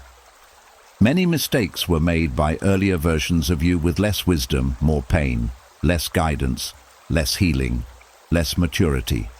Responsibility still matters, but cruelty often ignores context. You are allowed to say, "I wish I knew then what I know now." That sentence carries sorrow and growth together. Tonight, stop handing old debts to new days. Tomorrow did not commit yesterday's error. The future version of you should not keep serving a sentence for someone you have already outgrown. Say quietly, "I accept what happened. I keep the lesson. I release the punishment. I will not make tomorrow kneel for yesterday." Something changes when you live this way. Hope returns. Risk becomes possible again. Love becomes possible again. Effort becomes lighter. You stop approaching life as a criminal seeking parole and start approaching it as a student who has learned. Because the purpose of pain is not endless repayment. It is transformation. And once the future is no longer taxed by the past, another Stoic doorway opens. The peace that comes when you realize not every unanswered question needs an answer before sleep can begin. And once you stop making the future pay for the past, another hidden motive behind overthinking often comes into view. Many thoughts are not really about the problem they claim to solve. They are protecting identity. They are defending ego. They are trying to save you from feelings you secretly fear most. For many people, overthinking hides a fear of being ordinary, wrong, or unseen. This is difficult to notice because the mind disguises it as responsibility. I'm just analyzing carefully. I'm just trying to get it right. I'm just making sure I matter. I'm just trying not to fail. But underneath, something more tender may be speaking. What if I am average? What if I am mistaken? What if no one notices me? What if I am forgettable? What if I do not become special? What if I disappear into the crowd? These fears can quietly fuel endless mental noise. The person afraid of being wrong replays decisions for hours. The person afraid of being ordinary compares constantly. The person afraid of being unseen performs, explains, and seeks validation. The person afraid of insignificance overplans every path, hoping success will erase inner doubt. This is why overthinking can feel intense, even when nothing urgent is happening. The real issue may not be the task, it may be identity hunger. The Stoics saw clearly that external labels are unstable. Fame fades, praise shifts, status changes, public attention is fickle. Marcus Aurelius reminded himself how quickly names disappear, how brief applause is, how many celebrated people are forgotten by time. This was not pessimism, it was freedom.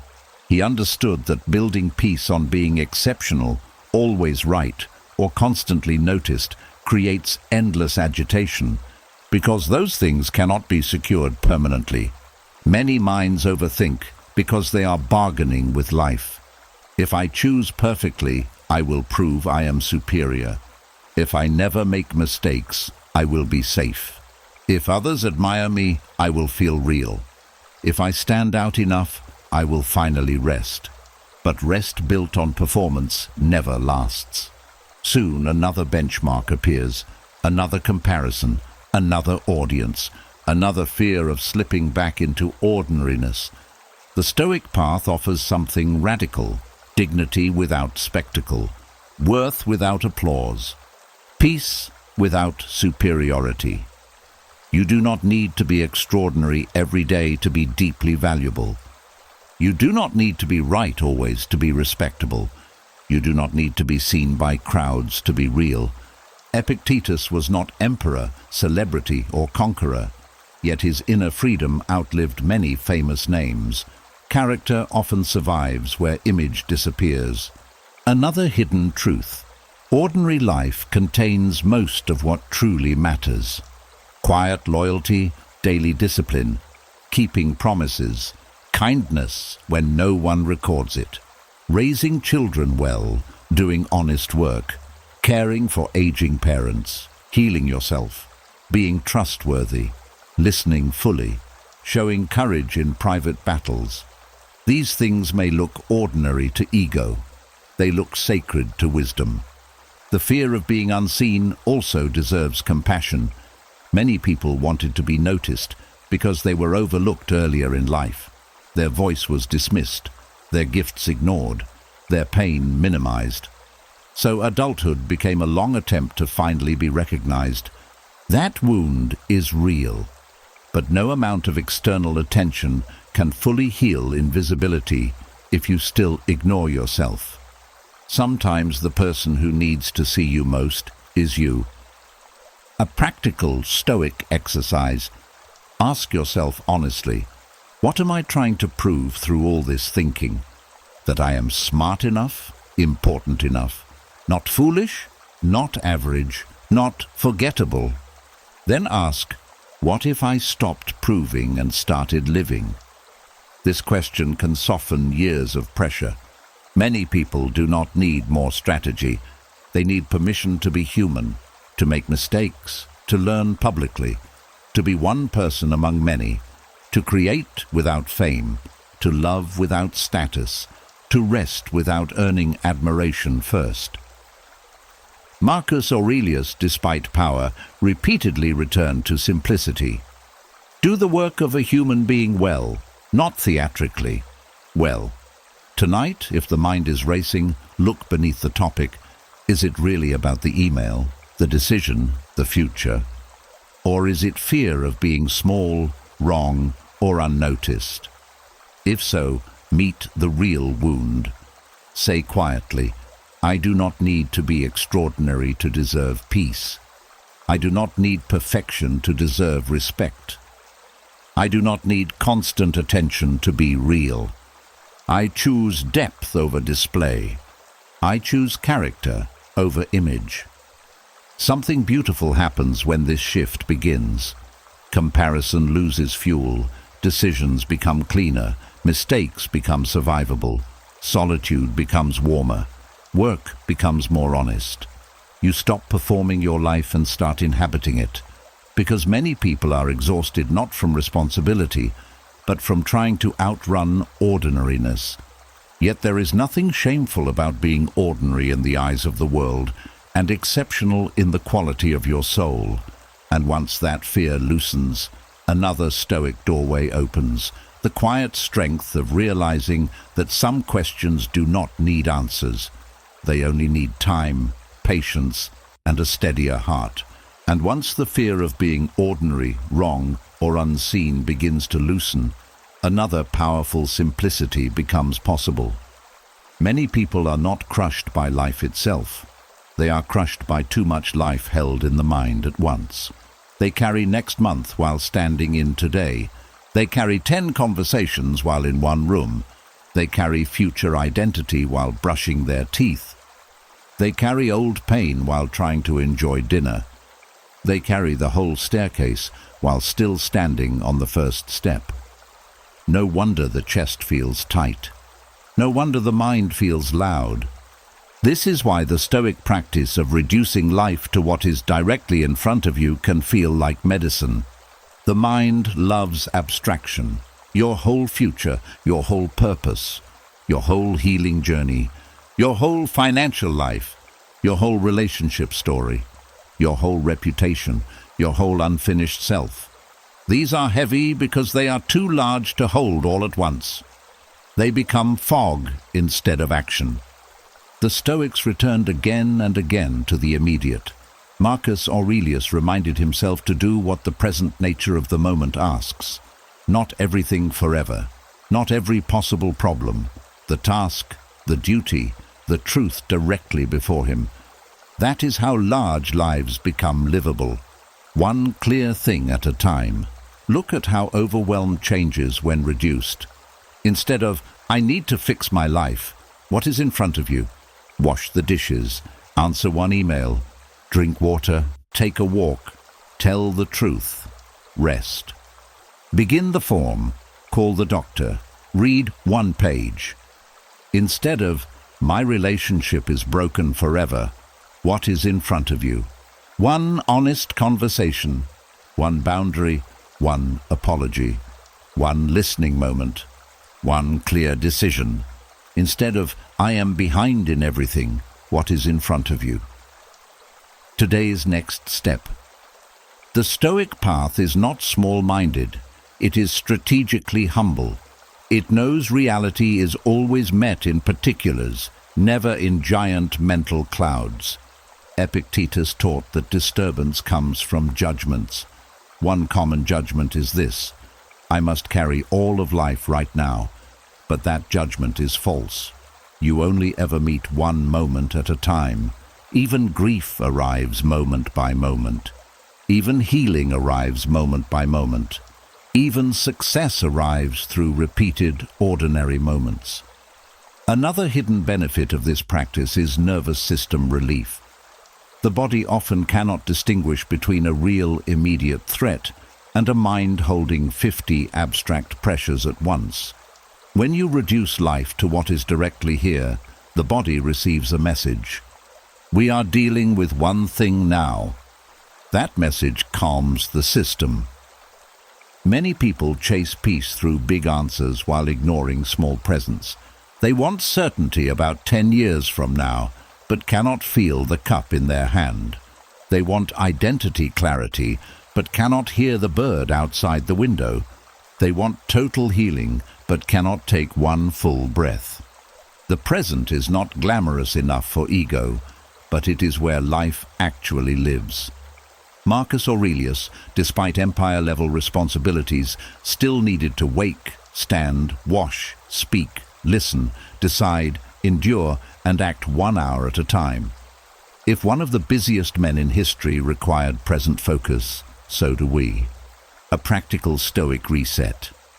When the mind starts expanding into everything, stop and name 5 things directly in front of you: the chair, the floor, the breath, the light, the next task. Then ask, what is life asking from me in this exact moment? Not what fear is asking, not what comparison is asking, not what the future is asking. What is this moment asking? Sometimes the answer is work. Sometimes rest, sometimes patience, sometimes courage, sometimes silence, sometimes movement, sometimes nothing but presence. There is also dignity in ordinary attention, folding clothes with care, listening fully to a loved one, sweeping the floor, eating slowly, finishing what is in your hands. These acts seem small, yet they train the mind away from chaos and back into reality. The Stoics knew greatness often hides inside proper attention to common duties. Tonight, if your mind is trying to carry your whole life, gently set it down. You do not need the whole map to walk this room. You do not need the whole future to wash tonight's dishes. You do not need all answers to take one honest step. You do not need to solve your identity before sleeping. Say quietly, I release the whole staircase. I take the step in front of me. I release the whole year. I live this hour well. I release the whole burden. I meet what is here. Something beautiful happens when this becomes habit. Time slows, anxiety loses scale. Tasks become doable. Relationships feel more alive. Food tastes better. Sleep comes easier. You begin to notice that much of suffering was created by carrying more than the moment required, because life is never truly lived in everything. It is lived in what is directly before you. And once you return to what is here, another Stoic doorway opens.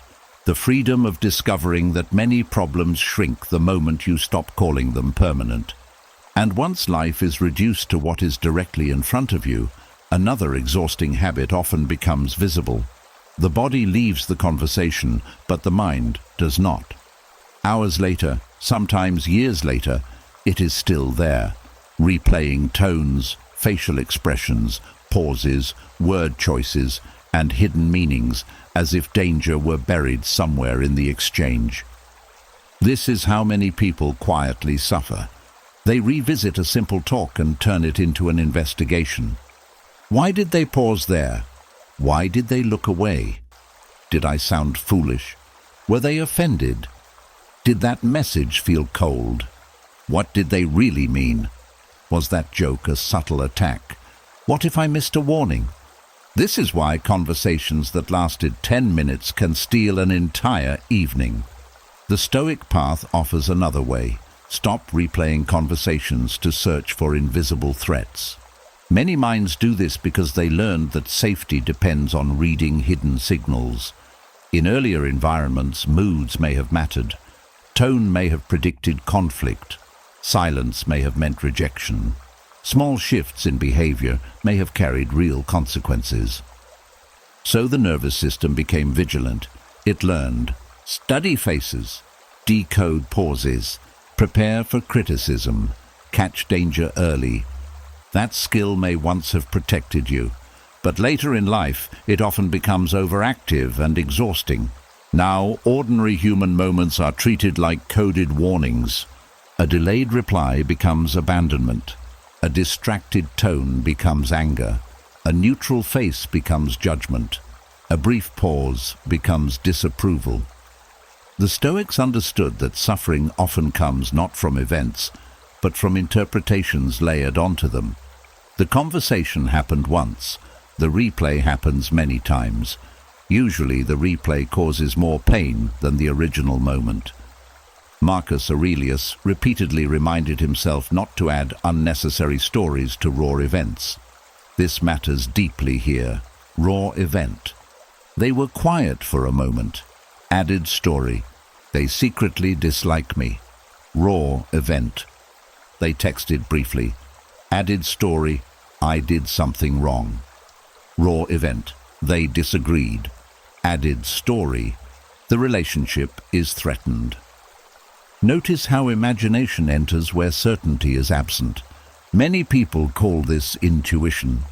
Sometimes it is not intuition. Sometimes it is anxiety wearing detective clothes. A practical Stoic reset begins with asking, what do I know for certain? Not what I fear, not what I inferred, not what old wounds suggest. What do I know? Often the answer becomes simpler. They were tired. They were brief. They disagreed on one point. They had their own day. They said nothing hostile. The mystery shrinks. Another powerful question. If there were no hidden threat here, how else could I read this? This opens trapped thinking. Maybe they were distracted. Maybe they are stressed. Maybe the pause meant nothing. Maybe not every expression is about you. Maybe normal human variation is not danger. Epictetus taught that impressions arrive first, but judgment is optional. You may notice tension in a conversation, but you do not have to immediately convert it into threat.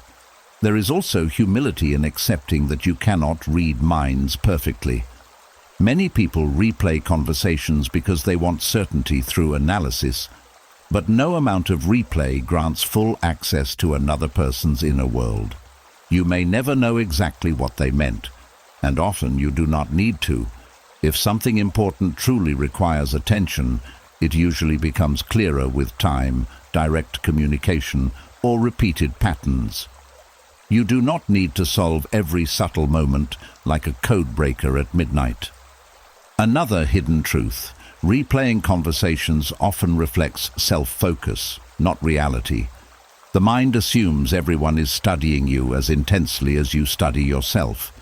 Most people are busy carrying their own concerns.